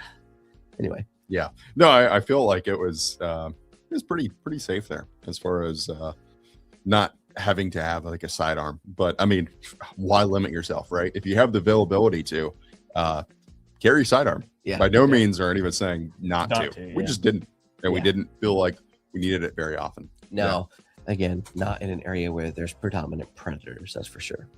Yeah, no need for a Glock 20 there, huh? I mean, like I said, wouldn't say no don't need, don't but- limit yourself, right? I mean, just because we didn't doesn't mean you JXP should. 10 high points. Be good. Exactly. So, what were your impressions, Ryan, of South Africa? Never having been there, coming from you've been to a ton of different places. Go ahead and list a couple off. Grew up going to England, France, Germany, but never anywhere in South Africa. It was mainly European countries. And I went to Japan. Yeah, love doing that. so but- kind of having traveled around the world a little bit, Mhm. how was South Africa once we got there and you could see it during the day? I forgot South America. Actually, my aunt ran an orphanage in South America Oh. or Central America and Panama, and that was actually the most similar climate to what this was. Not like the rainforest area, Yeah. but there was some kind of dry area that there was kind of similar to that. They were, kind of similar. Also, it was raining while we were there, Yeah. so typically South Africa is more like a desert, and it was gorgeous green everywhere. It was crazy how much rain there was. So yeah, it's kind of its own thing. You can't really compare it to too much here. I would say in the US kind of reminds me of Wyoming a bit. Wyoming, Montana, It's where very it's got dry. the dry hills. Yeah. Idaho. Mhm. But then, Idaho. Yeah, I was about to say some of So- those pictures kind of look like what we saw in Idaho. here's the craziest thing. Yeah. Hey, punch the mic. The craziest thing about this, though, is that I feel like the mountains looked taller than they actually were. 5,000 feet isn't a huge mountain. It's also not a small mountain. But out west, you get up into like the tens of thousands pretty easily in some areas. So those are huge mountains. These are just all about 5,000 feet. Every single one of them. Yes. Tom responded. He said they have a variety of rifles in every caliber. That way we don't have to bring our own. Yes, I have long pants and long shirts. Been packing and repacking my bags for the past week. I'm with you, dude. That is such a fun thing to do right before a big trip. You're psyched to get everything together. That's actually like a big part of the fun that I don't think people talk about is preparing, getting everything ready, because like going through that in your head is so much fun, and then you actually like go out into the field and you nail it. That's so much fun. Or you don't, and then you're like, crap. And you learn. Yes. Yeah. I will say, look at the temperatures. I don't know exactly where you're going, but look at the temperatures at night. The wind there is a little bit different. I mentioned it earlier, how you can hear the winds. You don't hear them out there. They just kind of pop up, and then you're like, wow, that's a lot of wind. And it is usually more consistent, heavier wind than you probably are used to experiencing out here, unless if you live in the middle of the country. Yeah. And when it's cold, you can feel, like from day to night, you can feel the change in the winds immediately. Like we went out until dark pretty much every night. And I was sitting up on the back of the truck, and I was like, man, it's getting dark and it kind of feels nice out. And then the chill hit, and I was like, whoa, that got cold so fast. I'm sitting out here in short sleeves sweating. Now I need a jacket, and I'm like, I want to sit in the car. Yeah. Tom, let us know what ranges you end up going hunting at, because I'm interested. We like I said, we were hunting very long ranges from what most people do. Come back and tell us that experience, because I would love to know. Apparently like 200's the max that people go out to. I'm gonna pop this one up pretty quick because I don't want you two to get mad. Thank you so much. We appreciate it, brother. Cool. Did you guys? We'd love to talk about it more, but YouTube. Yeah. Like that. Yeah. We appreciate you. Did you guys eat the meat fresh? Yeah, actually. You would hunt, and then the next day, I think it was like 24 hours. Yep. You would have whatever that was, and I forgot to ask you this. So this is mystery meat half the time. Yeah, because they didn't really speak great English in some places, or some of the ladies that were cooking it, so I couldn't tell what they were saying. Did you have stomach problems when you came back after you ate an American piece of food? I did, dude. Okay, so I was curious about that. When I got back, we had been 7 days of eating very clean. Like we didn't have hardly anything processed except for the granola bars that I brought along with us from here, because I was like, I want to have something out in the field. And I got back, the first meal I had, my stomach was so upset. I still, to this day, I haven't actually eaten a full meal. Really? Yeah. Jeez. I also got sick. So that may have played a factor. What was your first meal when you got back? I think it was like chicken strips. What was it? Chicken what? Chicken strips. Yeah. Well, I mean, to be fair, I kind of had that. My first meal back, I was like, man, I want some Chick-fil-A. Yeah. That's Lord Chicken right there. I was like, I got to get some of that. I never had issues with Chick-fil-A. Ate it, and that was a rough night. Yeah. It was crazy. Yeah. So what was his name? Tom, was it? Right? Yeah, Tom. When you go out there, if you eat a lot of the food that's out there that they're cooking for you and preparing, be kind of ready for that when you get home. I didn't realize just how processed everything was here until I went out there, and it wasn't. Yeah. And then I got back. Wild turn of it. I'm still adjusting to that. Insane. Tore my stomach up. Robert said, looks like northern New Mexico to me. We were out past there, and it was also very similar to northern New Mexico. That kind of general area of the U.S. where it just kind of, it's not quite West Coast. Yeah. And then going from south to north, I mean, it's pretty much that region that you'll see. I'm just throwing up some of these photos again so you can kind of see it. What? Let's see, quick one, Zach's coming. Zach, there you go. So are you all going to get a fix or mega fix now to add to your safe? It's already on my list. I didn't go, but I've had a fix on my list for a while. I want one in 8.6. Exactly. And that's the one I have. That's the one you have. I do. I love. I shot his and I was like, I want one. It's amazing. I would say personally in North Carolina, I don't think that many people need mega fixes. Yeah. Yeah. I mean, you're hunting like whitetail here. That's pretty much the craziest thing. You might find some boar every now and again. Yeah. But So really it's whitetail. Germany fix. Boombox is definitely going to enter my safe. Yeah. I got to make it happen. I've been debating how many big caliber guns have I gone through gas guns at this point? A lot. What do you mean as far as like going through like researching, figuring it out? Yeah. You've probably for months, 6 guns recently. Yeah. And like I started out with like SR25, went through all that, and I'm just like, man, that boombox, that 8.6 caliber, because they do hunt with that out there, 8.6, and they said it's very effective. It's just not as effective on the big game as like 300 Win Mag. Some of those. I think I'm just gonna stick with a fix and 8.6 because I can. At least that's bolt action. I won't blow through an entire mag. Yeah, exactly.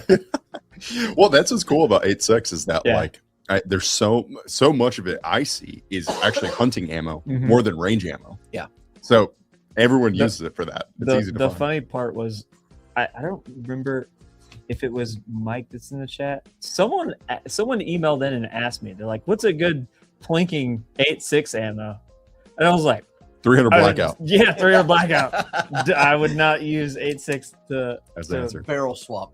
Yeah. To plink with. But. Yeah, or 308. Yeah, real barrel swap to do 308. Yeah. Like that was one of the reasons why I was thinking about the SIG is because I could barrel swap. I have more opportunities to barrel swap, or just something a little bit quicker.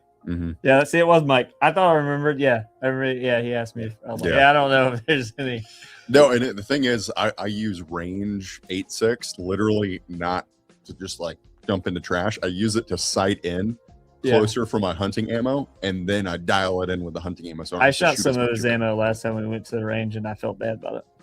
I feel like I owed him at least $12. Exactly. I only shot 2 rounds. So I haven't really made any announcements in this stream, so I'm gonna kind of go real quick. This is a new take for us. Agreed, Mike. In hunting. So if you guys have any interest in this, please comment after this video is posted on YouTube, and also as we have some of these videos coming up. You guys telling us that you do or don't like it does sometimes feed into what we do, and kind of the direction we take. Hunting is definitely a lot more intricate than I initially thought. So I would love if you guys showed your support in that, in comment section, things like that, and supporting the videos as they come out. Please do so. One thing, Mike's comment, spot on. That is probably the best plinking 8.6 ammo you can find. And there's one place to find it. Yep. Just saying. That's where I got mine from. And yeah, it's actually like good price. That's where Mike got his from too. Yeah. Would you like to read that one, Ryan? You think you'll ever see a P320 Gen 2? The X Compact, short slide, and compact grip are exactly what I'm looking for, but I'd rather avoid the lingering P320 stigma. I don't know. If I was them, I would not make a P320 Gen 2. Yeah. I would probably go a different route. Yeah. I mean, there's always a 365. That's true. Just get the 365 and get a different grip module or something. But Chris, to answer your question, personally, I would hold out. Yeah. Some answers to the statement that I made while we are laughing at that. Just be patient. Leroy says, I would love you guys to do more hunting videos with the products you talk about all the time. Yeah. Okay. Mike says maybe. And then we have like the full circle. He's talking about ammo. Yeah. To be honest, I'm not that interested in hunting stuff. Tactical is way more interesting to me. So this is actually good feedback. I do appreciate that. So thank you guys for that. I would say, or I was going to say OTH world. Have you been hunting before? Because I think I get it. Like if you totally haven't, but the more you get involved in it, the more I think it's applicable. Obviously, tactical stuff is applicable too with home defense, so many different areas, especially with if you're in a military law enforcement profession. But I would definitely get more involved in hunting because it's something that you would actually need to use realistically. And it's more than anything else. It's kind of a really interesting parallel. I think a lot of it from the tactical world that people don't put that much thought into. Like, okay, we all prepare for the end of the world scenarios, right? We've all talked about that at some point. Zombies. Yep. Great. end of the world. How are you gonna how you eating? eat? Yep. And so the parallel is there, and I don't think a lot of people dive into it enough. Yeah. But yeah. Yeah, and real quick to that point, I'm saying for long guns specifically, it is the most applicable real use scenario that you're going to be using a long gun. Yeah. So It makes sense. good to try. But anyway, thank you Pistols for are different. your comment. I appreciate that. The other guy, the guy says too snappy. I'm assuming he's just talking about the 365. Get a By the way, what? The 365 too snappy? not the 365, the fuse specifically. The I think fuse- you said the fuse. The fuse is snappy. I was surprised. I didn't love the fuse. Shoot mine. It's I not did. that I don't like Huh? the You didn't P365. shoot mine. Love the I did. P365. When? Remember when I was trying to decide what carry pistol I wanted to buy? I took yours to the range and shot it. Oh yeah, I had the other. It had the other. You need to shoot mine now. Shoot mine. Shoot mine. Slide. I ended up buying a P365. That's Either way. So yeah. get the macro for I used that FDES slide. I think it's pretty good, and it's not snappy. So the weird part about the fuse to me is that like I would think a longer slide would actually tame the recoil. So don't I think think it what does. it doesn't, but well on that gun it doesn't, but they use a polymer guide rod, and I think that is what you're feeling. Because the macro shoots great to me. I think macro shoots better than the I fuse. agree. I agree with the macro. I carry a Glock 19 every day, so just do that. The P365 macro is basically what I carry, and that's the best way to explain it. Yep. Mike says, I definitely love the hunting talk. You guys should come here to Texas and go hog hunting. I do want to do some hog hunting. It's like What- we know dude. somebody that's out there. We have talked about doing this exact thing many times, and Yeah. we're probably going to do that in the next year. Yeah. Yeah. So very, very There's a- intriguing that you brought that up. There's a high likelihood we're going to do that the next year. And Mike, Do some hunting content. and so just for the record, so that way people don't think this is a creepy statement I'm about to make next, Mike is one of the $100 Club. We've emailed back and forth a couple of times with some questions and some answers. We may actually be getting pretty close to where you're at, if I recall correctly. You don't have to say on the stream. Please don't tell us your location on the stream. But yeah, so we might be pretty close. And there's like maybe we 2 stop by and say companies what's we Yeah. talked to that want to do that. yes, Yeah. yes. All right, there was one more real quick. Wow, comments are coming in. Woof.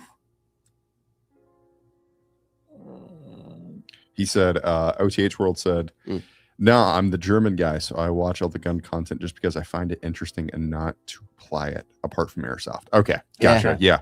It's just, and Zach actually just talked about it in the comment below this. You know, the 2A is wide, and all the audiences matter in different ways.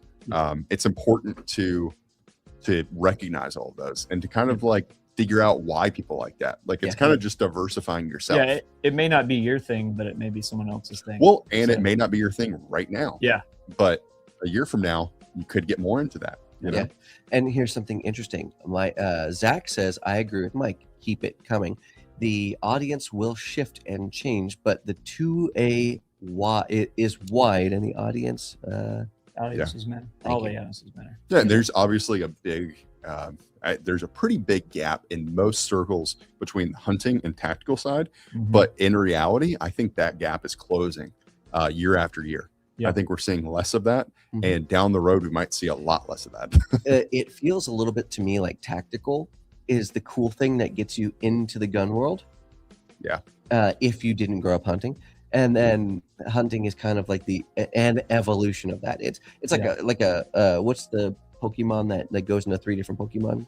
Eevee. Eevee. It's like evolution. It's like Yep. an evolution. You don't know exactly which branch you're going to go down, like military or. All comes back to 1990s Pokemon. Yep. All right. So Wow. Crunchy Taco said, how to beat the P320 stigma. Yes. Buy a YC9. Yeet cannon. You can. That's it right there. Let's do it. That's all you need. You know what's funny? I had never heard the yeet cannon called the YC. I almost asked what it was. Oh, yeah. So, Yeah. I think it started out actually as the YC9. No, so it was they shortened it to YC9. Yeah. With the Gen 2. They shortened it because they made the Gen 1 was the C9. And then they made the Yeet Cannon version. And then they Okay. said they were going to make a Yeet Cannon version 2. and then that became That the was the YC9. YC9. I Yeah, gotcha. I thought it was YC9 first, then a yeet cannon. I don't know. I see. Yeah, All right, we're gonna speed run some of these comments Running because a there's some high down point farther lineage. that are funny. Thoughts on FRT and similar systems? Dude, fantastic. yeah. Get him. Atreus, AS Designs.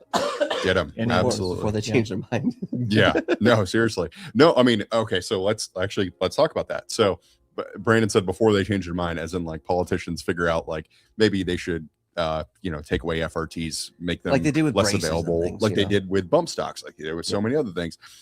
So that point is the more people that get involved in them, which I think the number is like 250,000 have to get involved before it's considered common use. So the closer we get to that number of more people getting them, the more common use it is, the harder it is for them to take it away. So get more people involved, get more involved. It's amazing. Yeah, because common use. Yeah, absolutely. Yep. That's the best thing I could say about that. Also, here's a comment for you to read, Ryan. How many 22 LR do you think you Take that, Jeffrey. Look, man, if I learn one thing from gun store lore, it's that one well placed shot to the head is all you need. Yeah, I've heard that argument literally growing up. Like, go to a gun store, they're like, brother, like, why do you need that 9mm? You just got 22 long. You got rifle. 22 You got no LR? recoil. If you need more, you got 45. That's all you need. Oh, Tom says we'll be in Limpopo province. The guide said nights are roughly 48 degrees wide and windy. Yeah. They also said rarely taking shots past 150 meters. Yeah. And the Limpopo is that northern South Africa I was talking about. Okay. That's that. So he's going to be over there. So at Amazing 40, hunting, I've heard. 48 degrees with high wind, it'll feel a little bit like 40-ish. Yeah. Yeah, and they rarely take any shots past 150 meters. That's the crazy part. Like when Nick said that, I was like, man, we are doing this wrong. Yep. Yeah. I thought for sure it was going to be way farther out. And part of the reason that they say that is because it's hard to get an accurate shot and it's less humane. Yes, exactly. And I was like, I didn't realize just how like the conservation thing went and extended to different areas of hunting that I just did not think about in my brain. We had some arguments out there in South Africa about that exact conversation. Like what it comes down to is what is ethical. Like that is a moving goalpost. You have to decipher what is ethical to you. And yeah, it's important to always get a well-placed shot. Yes, that was something that they talked about a lot. By the way, I love the way you guys interact with your community. It's truly appreciated. Keep up the good job. Awesome. We Thanks, appreciate that. Yep. This We is appreciate the support. I was going to say, I appreciate you guys. We couldn't Yep. do this if it wasn't for you guys asking these Yeah, the questions coolest and job in us the world. allowing us to interact with you. So Yeah. thank you. And then Mike responded to the statement that I made. Says, if you guys come down and need a hanger-on is not a common term, I don't think. Mike, I'm sorry. You guys need a dingleberry. That's what a hanger-on means to me. I thought of too, but I get what you're trying to say. He says, I definitely tag along. You can use my 8.6 or FRT 3 in a blackout. If you'd like, Brendan and I will be like twins. I'm almost 7 feet tall. Oh, Mike, I love you. That's hilarious, amazing. dude. Yeah, and that would be super cool.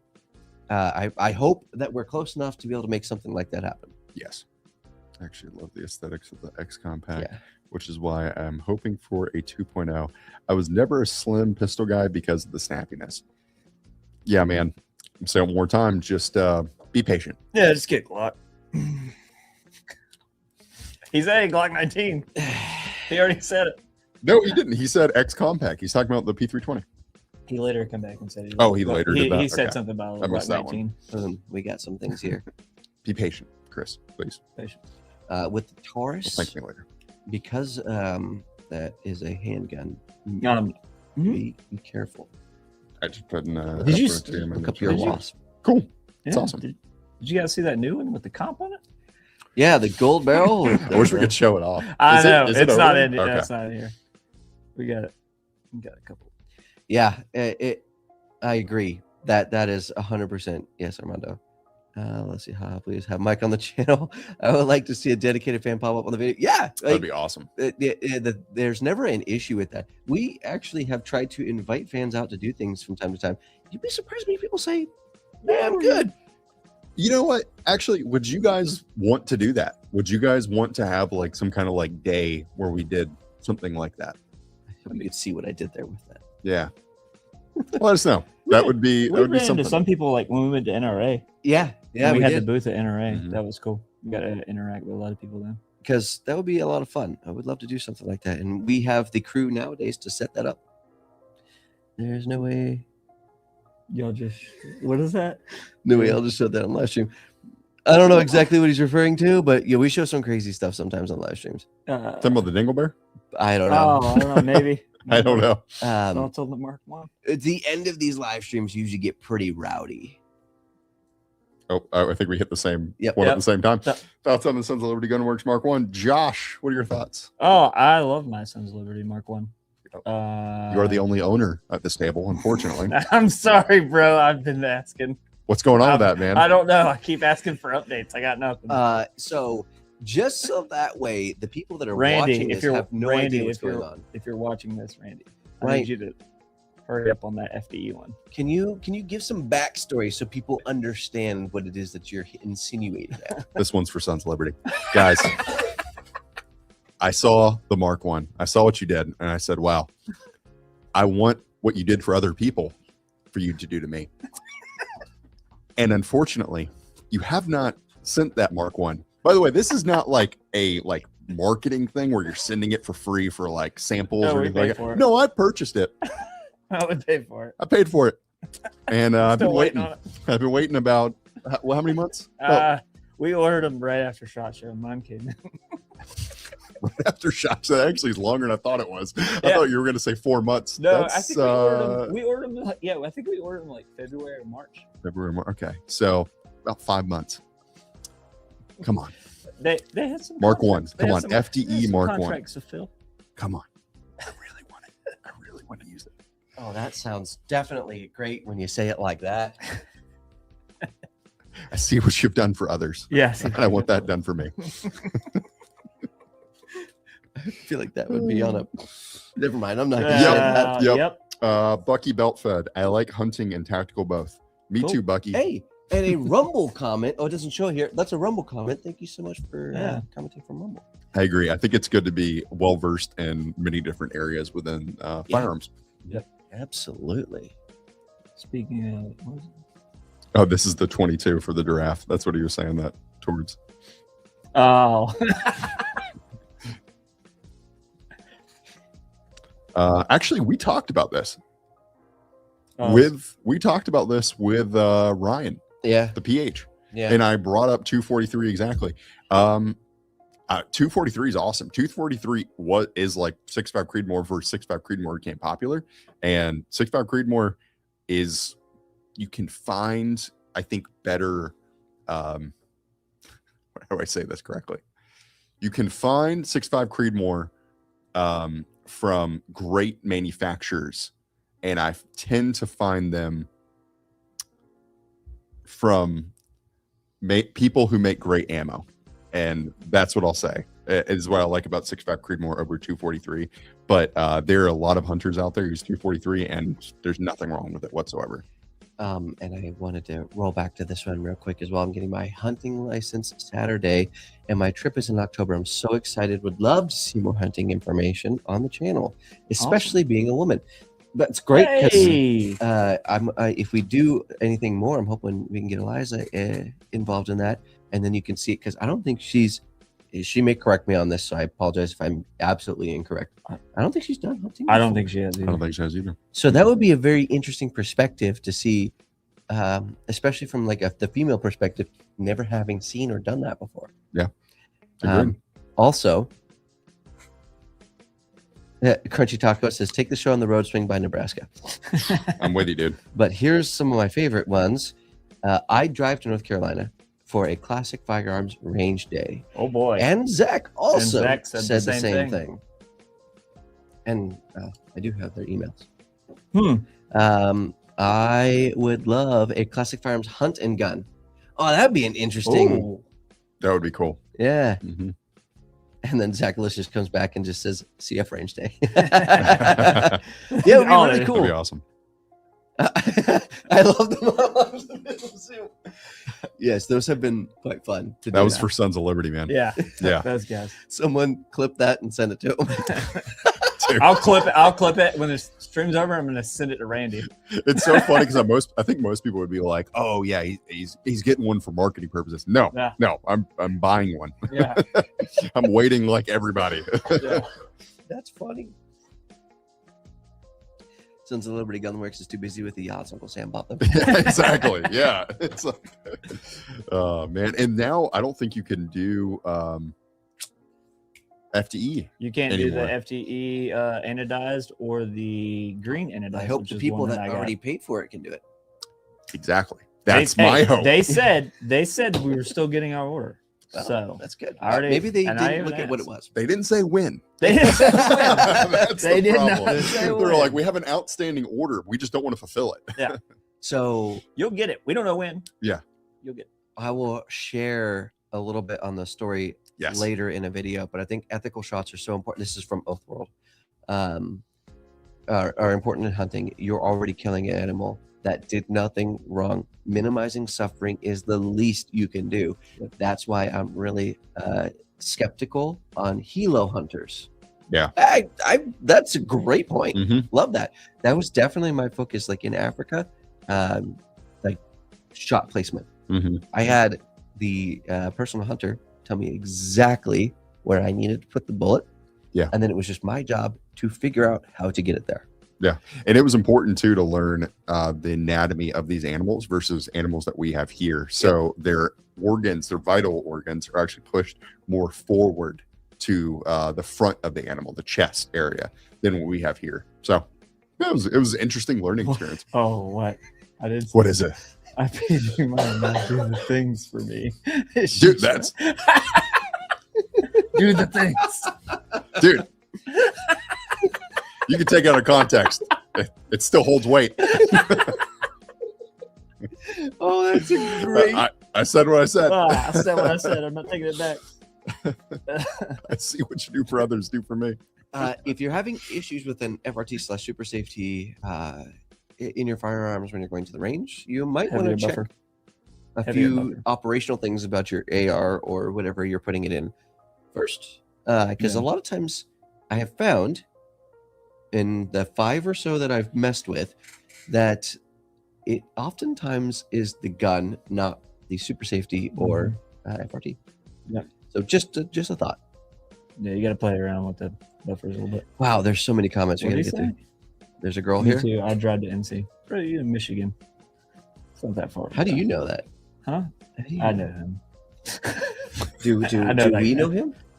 I used to play. I think he's played Call of Duty with us before. Ah, okay, cool. All right. And Wizard said it's only 12 hours for me. Man, that's so long. Dude, said everybody- I would okay. drive from Arkansas.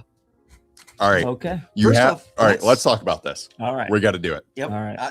Look, Listen. We have done that. We went through this before in the past, but But now can this get is it over coming the- from someone.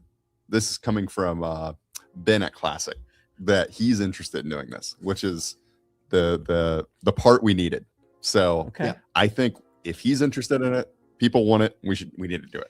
and that's what it is. That's one of the reasons I planted the seed here, because I know we've talked about that, and it's a kind of like we never want to overpromise anything. Yeah. Yeah. Like ever. Like that is the worst thing we could do for especially you guys watching. So that's why we try to like be touchy with certain things. But yeah, that is something that is in the ethos at the moment, I would say. You guys will be the first dibs yeah. on it, without a doubt. Live streams is where you'll find out 1st. Mhm. I love being able to give tidbits away towards the end of these live streams because nobody watches to this point. I can tell you right now, it's not going to be one of those like open to all, so that we can keep things finite and we can keep things safe at the range. Yeah. Because when we get tons of people out there, it gets pretty crazy. You got to worry about insurance, liability, all that stuff. Yeah. So it's going to be limited numbers. So in that case, we want to give it to you guys first if we're going to do that. But And if we need to build the groundwork. if Yeah. if Yeah. it's something that we we 100% run with and do, because I want to make sure that there's a little bit of mystery there. It would definitely be small at first. I could see it growing later. Agreed. Okay, moving. Ryan's Come on. Hot take. Oh yeah. Zeke says truth. I'm so far behind in comments. I don't know what statement that was for.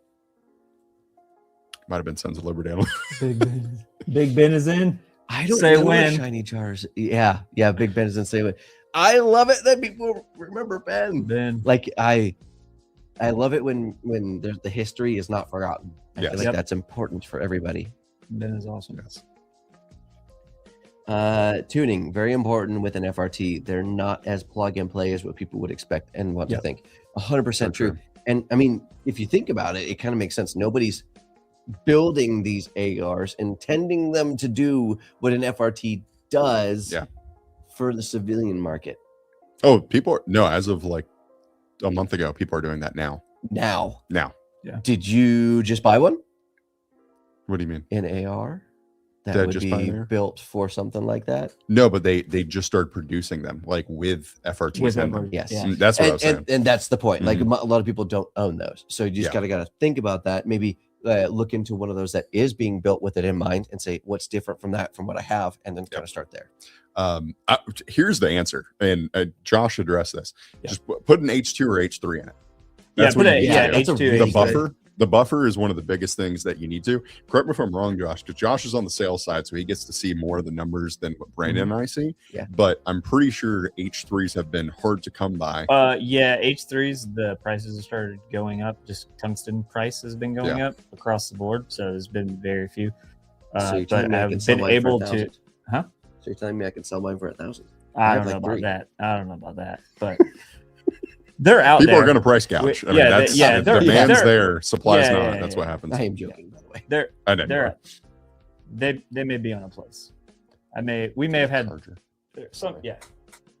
Computers like. Almost there. Oh, where's my There's keyboard? even better. There's a better one. Here. That one. yeah. Take that one. Yeah, just take that one.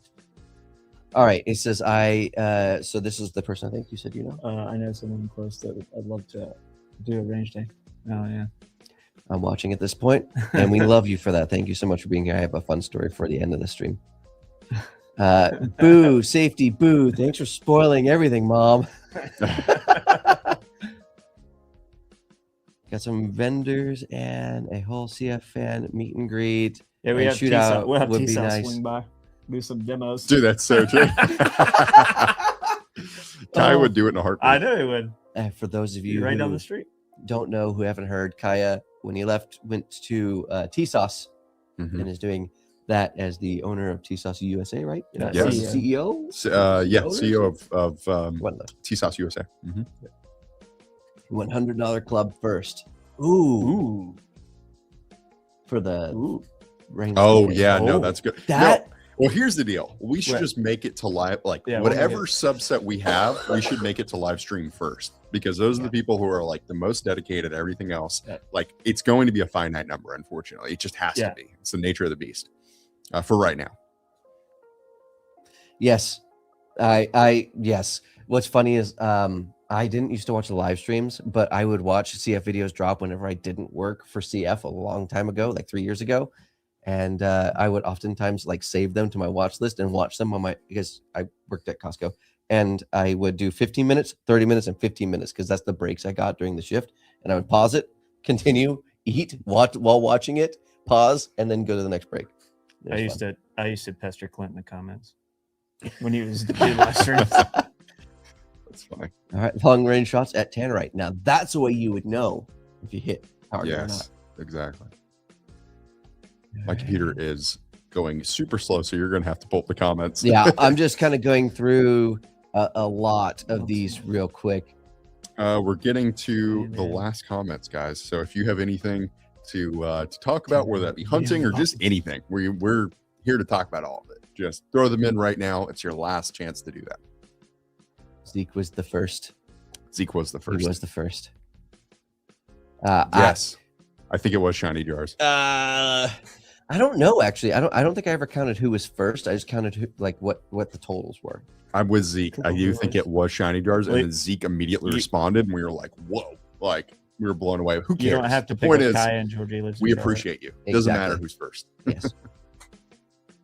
Kaya lives in Charlotte still, so Yeah. in That's the true. area. It's true. Oh, So jeez. My computer is all right.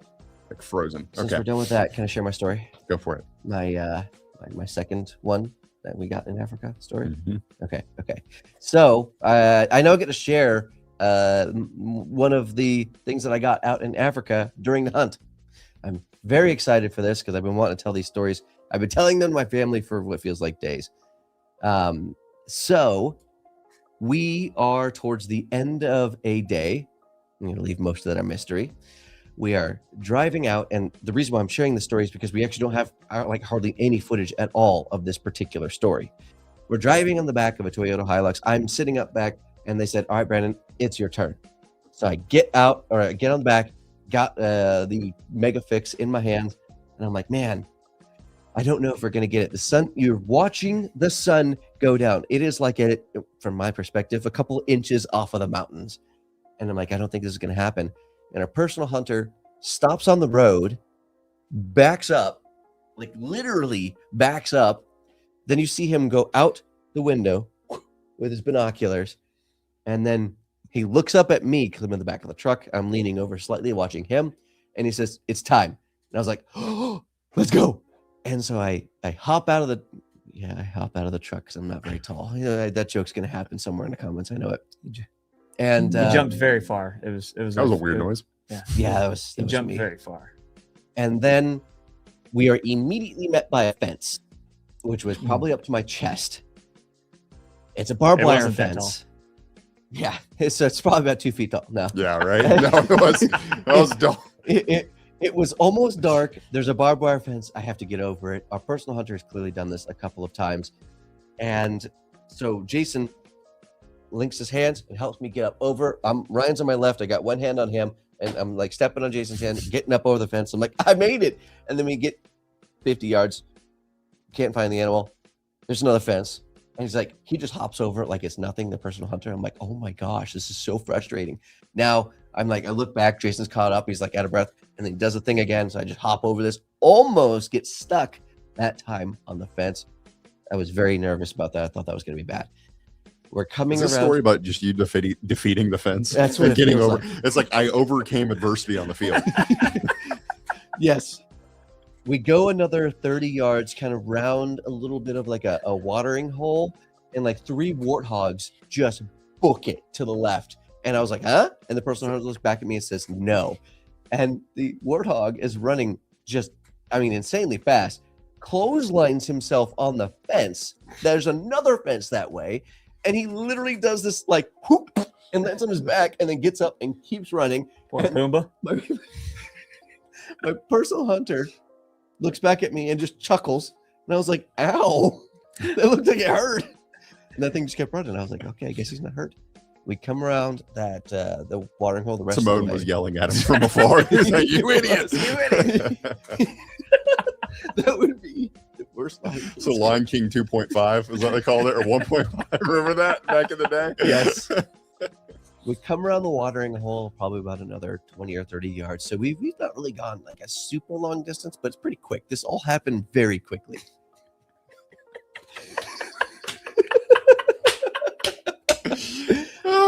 Yes, and That's too funny, dude. that one too. So come around that, and my personal hunter goes into like serious mode real quick, and you could just sense it's like, oh, there's something I can't see. There's bushes in the way, and then he sees it. He starts pulling out the tripod, sets it down. I'm like, that's freaking tall. And then I look over, I see the animal, and then I look back at him. I look up at the tripod. I start adjusting the tripod. He starts adjusting the tripod, lowers it down so I can, get there. I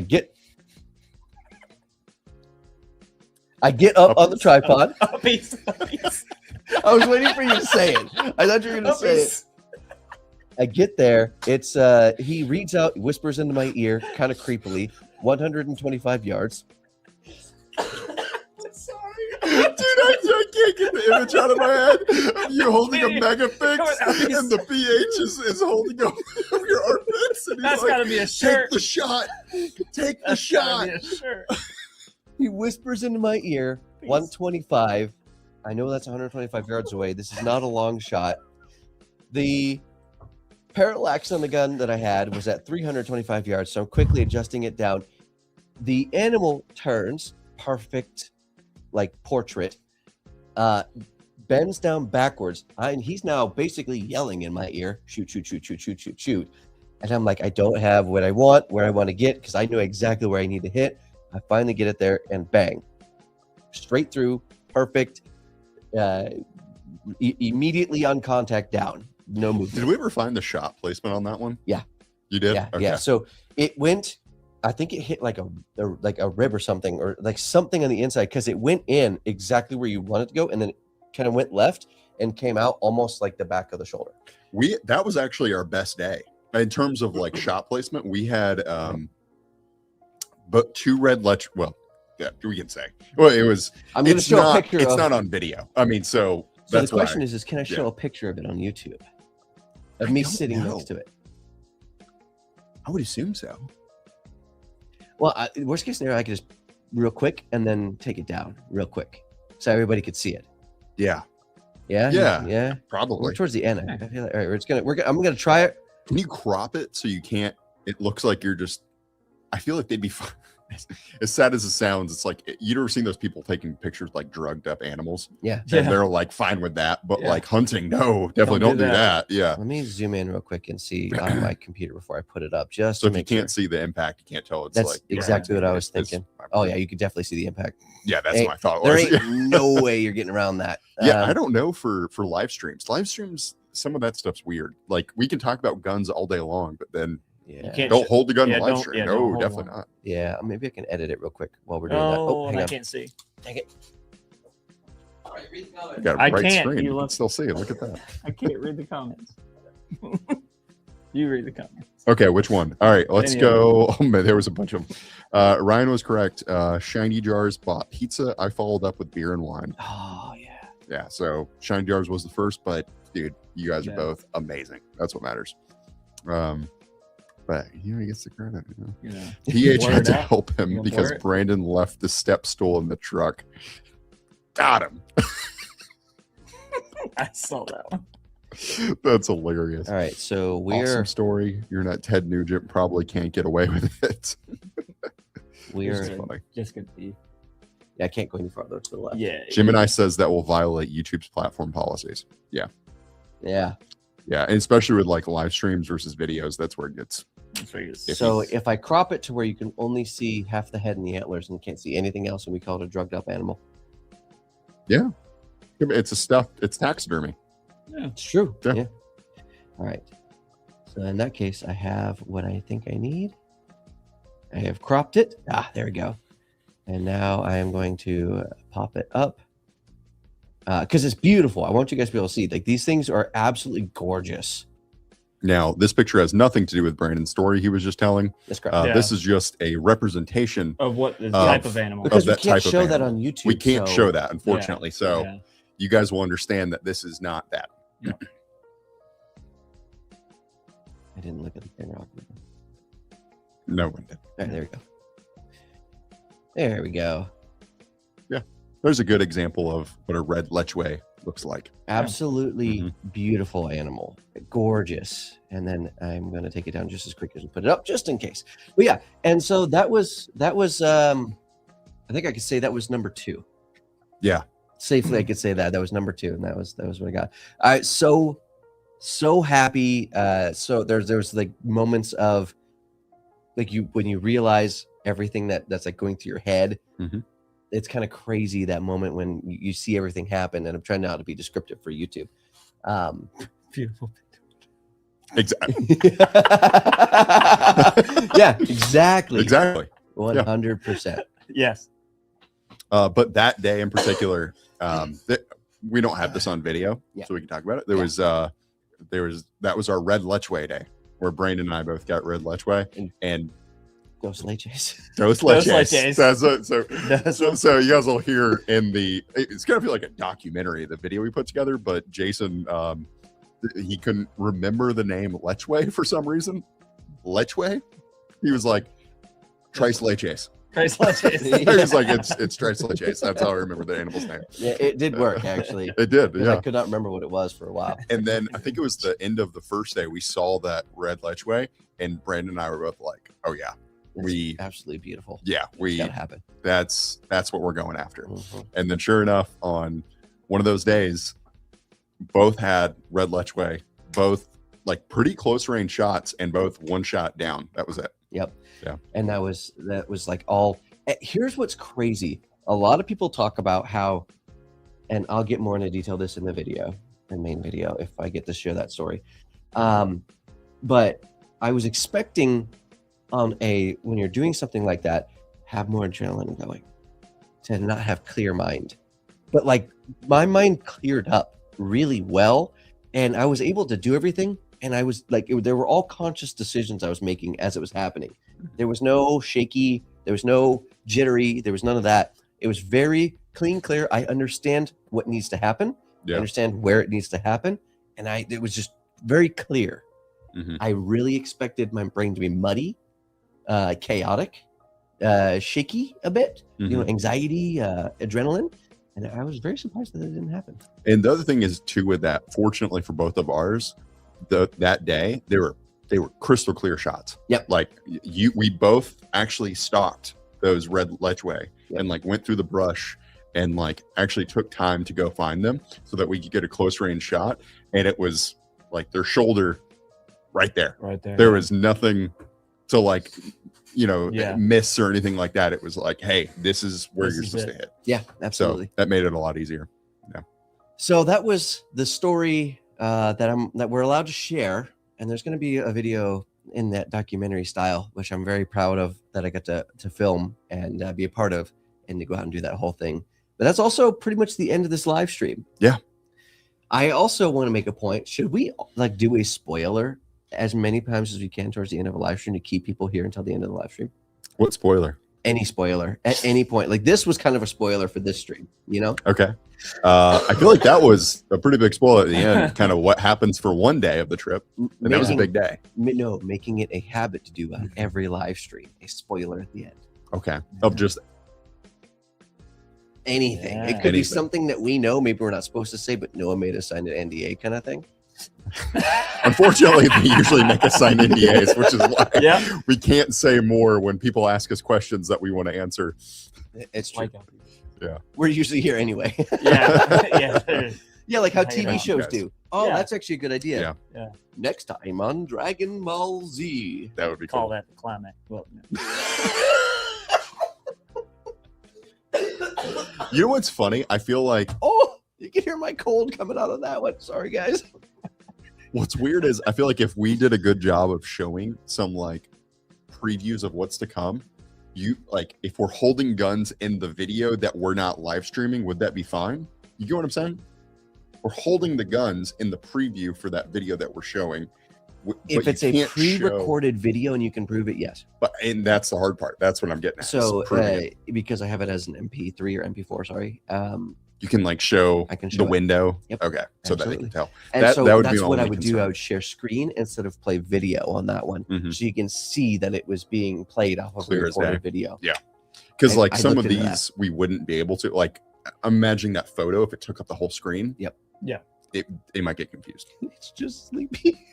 It's just A it's a cliffhanger. thumbnail. Yes. Did you do your documentary in Hattonsboro voice?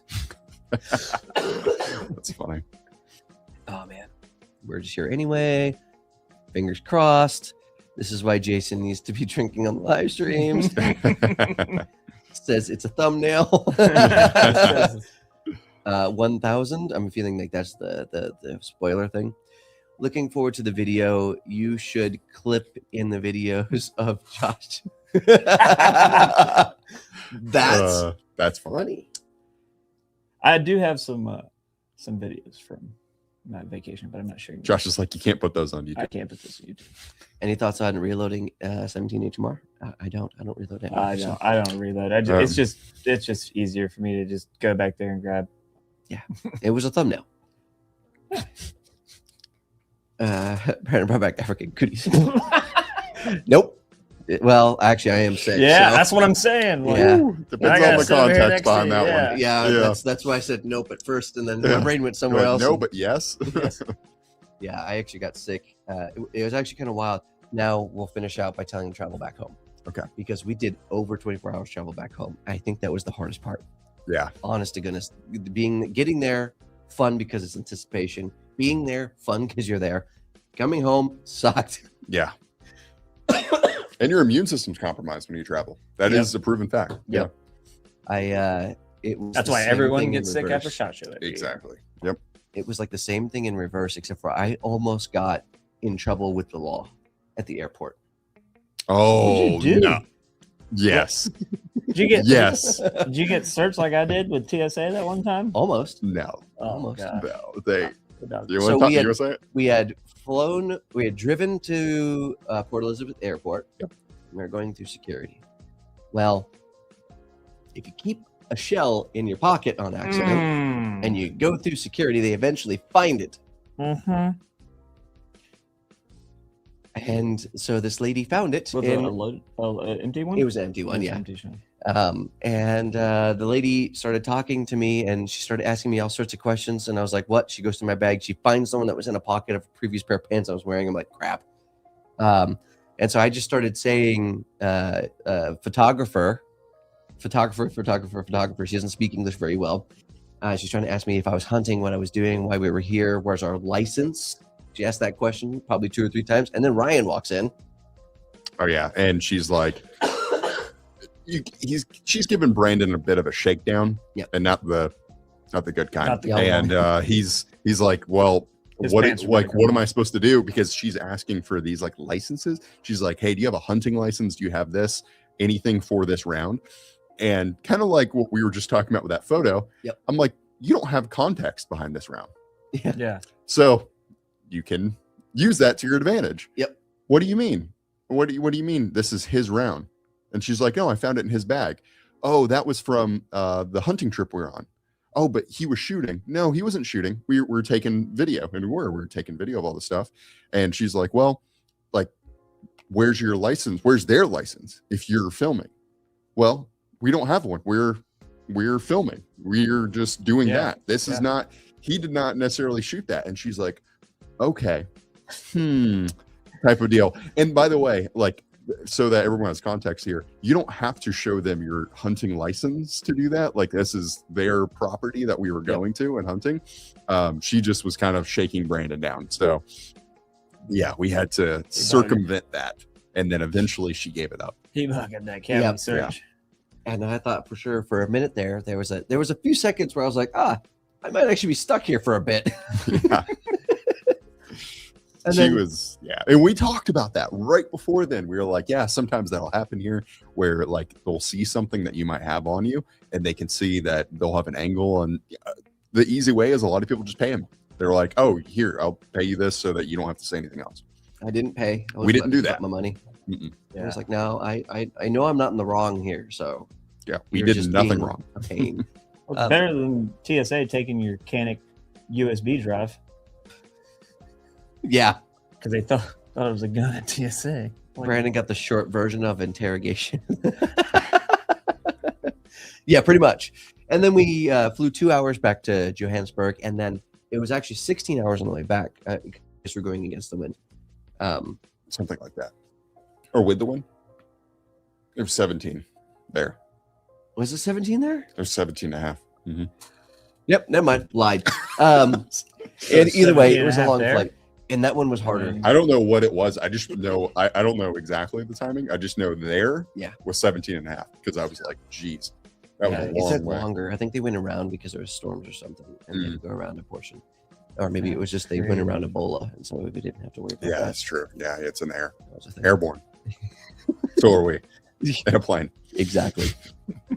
And then Oh boy. a couple hours in Atlanta, and then back to Charlotte. So that was the behind the scenes of the trip. Which one? Click on it. There's The that one. bottom, the branded version of interrogation, which was short and sweet. sweet. Yep. That's funny. That's a great. I actually might put that on a shirt. Brandon, we're taking short walks the stretch during the long See, flight. here's what people don't realize. That was like a track for me going around that airplane. That's like a. Yeah, he was doing laps. Yeah. I was having a great time. It was Kept lovely. walking back and forth to the bathroom. My feet didn't touch the ground or nothing, you know. I knew Brandon was back in the office because all the chairs were on the floor again. So true. I sat down today. I was like, "Oh, I did too. I think we were passing that Yeah. chair around. Yeah. Yes. Man, None of us want to. it's so funny. So I do put the chairs down pretty low to sit, but I don't actually need them to be that low. I have just built this habit of messing with everybody. When I first started working here, I would go run it almost I first picked one chair a day, and then now I do it to like most of the chairs in the office. I'll go shorten them all the way to the bottom. so his feet can touch the floor." Hey, thank you, Zach, for showing up. We appreciate See you, you. We're pretty Thanks, much done here anyway. Yeah, I was going to say Yeah. we are. But Brandon and I are not done for the night. By the way. Yep. If anybody knows what happens behind the scenes, we have to get B-roll sometimes, which means we're going to my house to get home defense B-roll. And When you say it I like had- that, I know, I it had to lead up. sounds amazing. I had to give it a little anticipation Yeah, before the great Build it up. reward, you know. So no, we're gonna do B-roll for home defense at my house, and we're gonna use some Ring doorbell stuff, and it's gonna be pretty cool. Yeah. I'm gonna go play some Call of Duty or I wish. Battlefield 6. All right. Well, I wish. any final thoughts on anything, Josh? No, I think you guys had a fun trip. It sounds like. I wish I Amazing. did not want to go. I don't have any interest in going outside the country. It's just I don't. You know. have no interest. no interest. I don't know why. I just have no interest. But I think one thing a That'd be lot of cool. Europeans don't realize is how big the U.S. is, and you Yeah. can go to pretty much like every region, like there's geographical region of the world within the Yeah. U.S. pretty much. what was that? BF6 stream starts at what time? Lifted him upside down You can- and shook out his lunch money. That's funny. You can add me. Okay. Ryan, any final thoughts? I'm dying. Fox. Man, like I'm just so thankful to be able to talk to you guys about this on stream and to say that we were there to go to South Africa, and I want to thank you first of all for Ah, yes. allowing us to do that. We are beyond blessed to be able to do this and to talk to you guys about this, and it's just awesome to have this community. We're able to talk through this and kind of come together. Yeah. And it just feels good, Yep. you know. It does. I appreciate being able to go do that once in a lifetime thing that I probably will never get to do again in my life, and I'm extremely thankful. That is one thing I'm jelly of because it is something that's cool and Yeah. something you always remember. So, I Lucky do. is an understatement Oh yeah. when it comes to that. I'm also sorry, I was reading some of the comments. Yeah. But yeah, very It's funny. thankful, and I'm thankful to have to be able to have this platform, live stream, to be able to set the stuff up for everybody to be able to come together and enjoy some stories. I think that's amazing. So I appreciate you guys so much. Life is short. Go get it. I'm gonna go through a couple comments. If there's a CF range, I'll make sure to wear a. Thanks, y'all. Thanks, guys. All right, guys. Thank you so much. Have a great night. God bless. Stay safe. It is time to end. Now I gotta See you figure guys. out how to take this thing.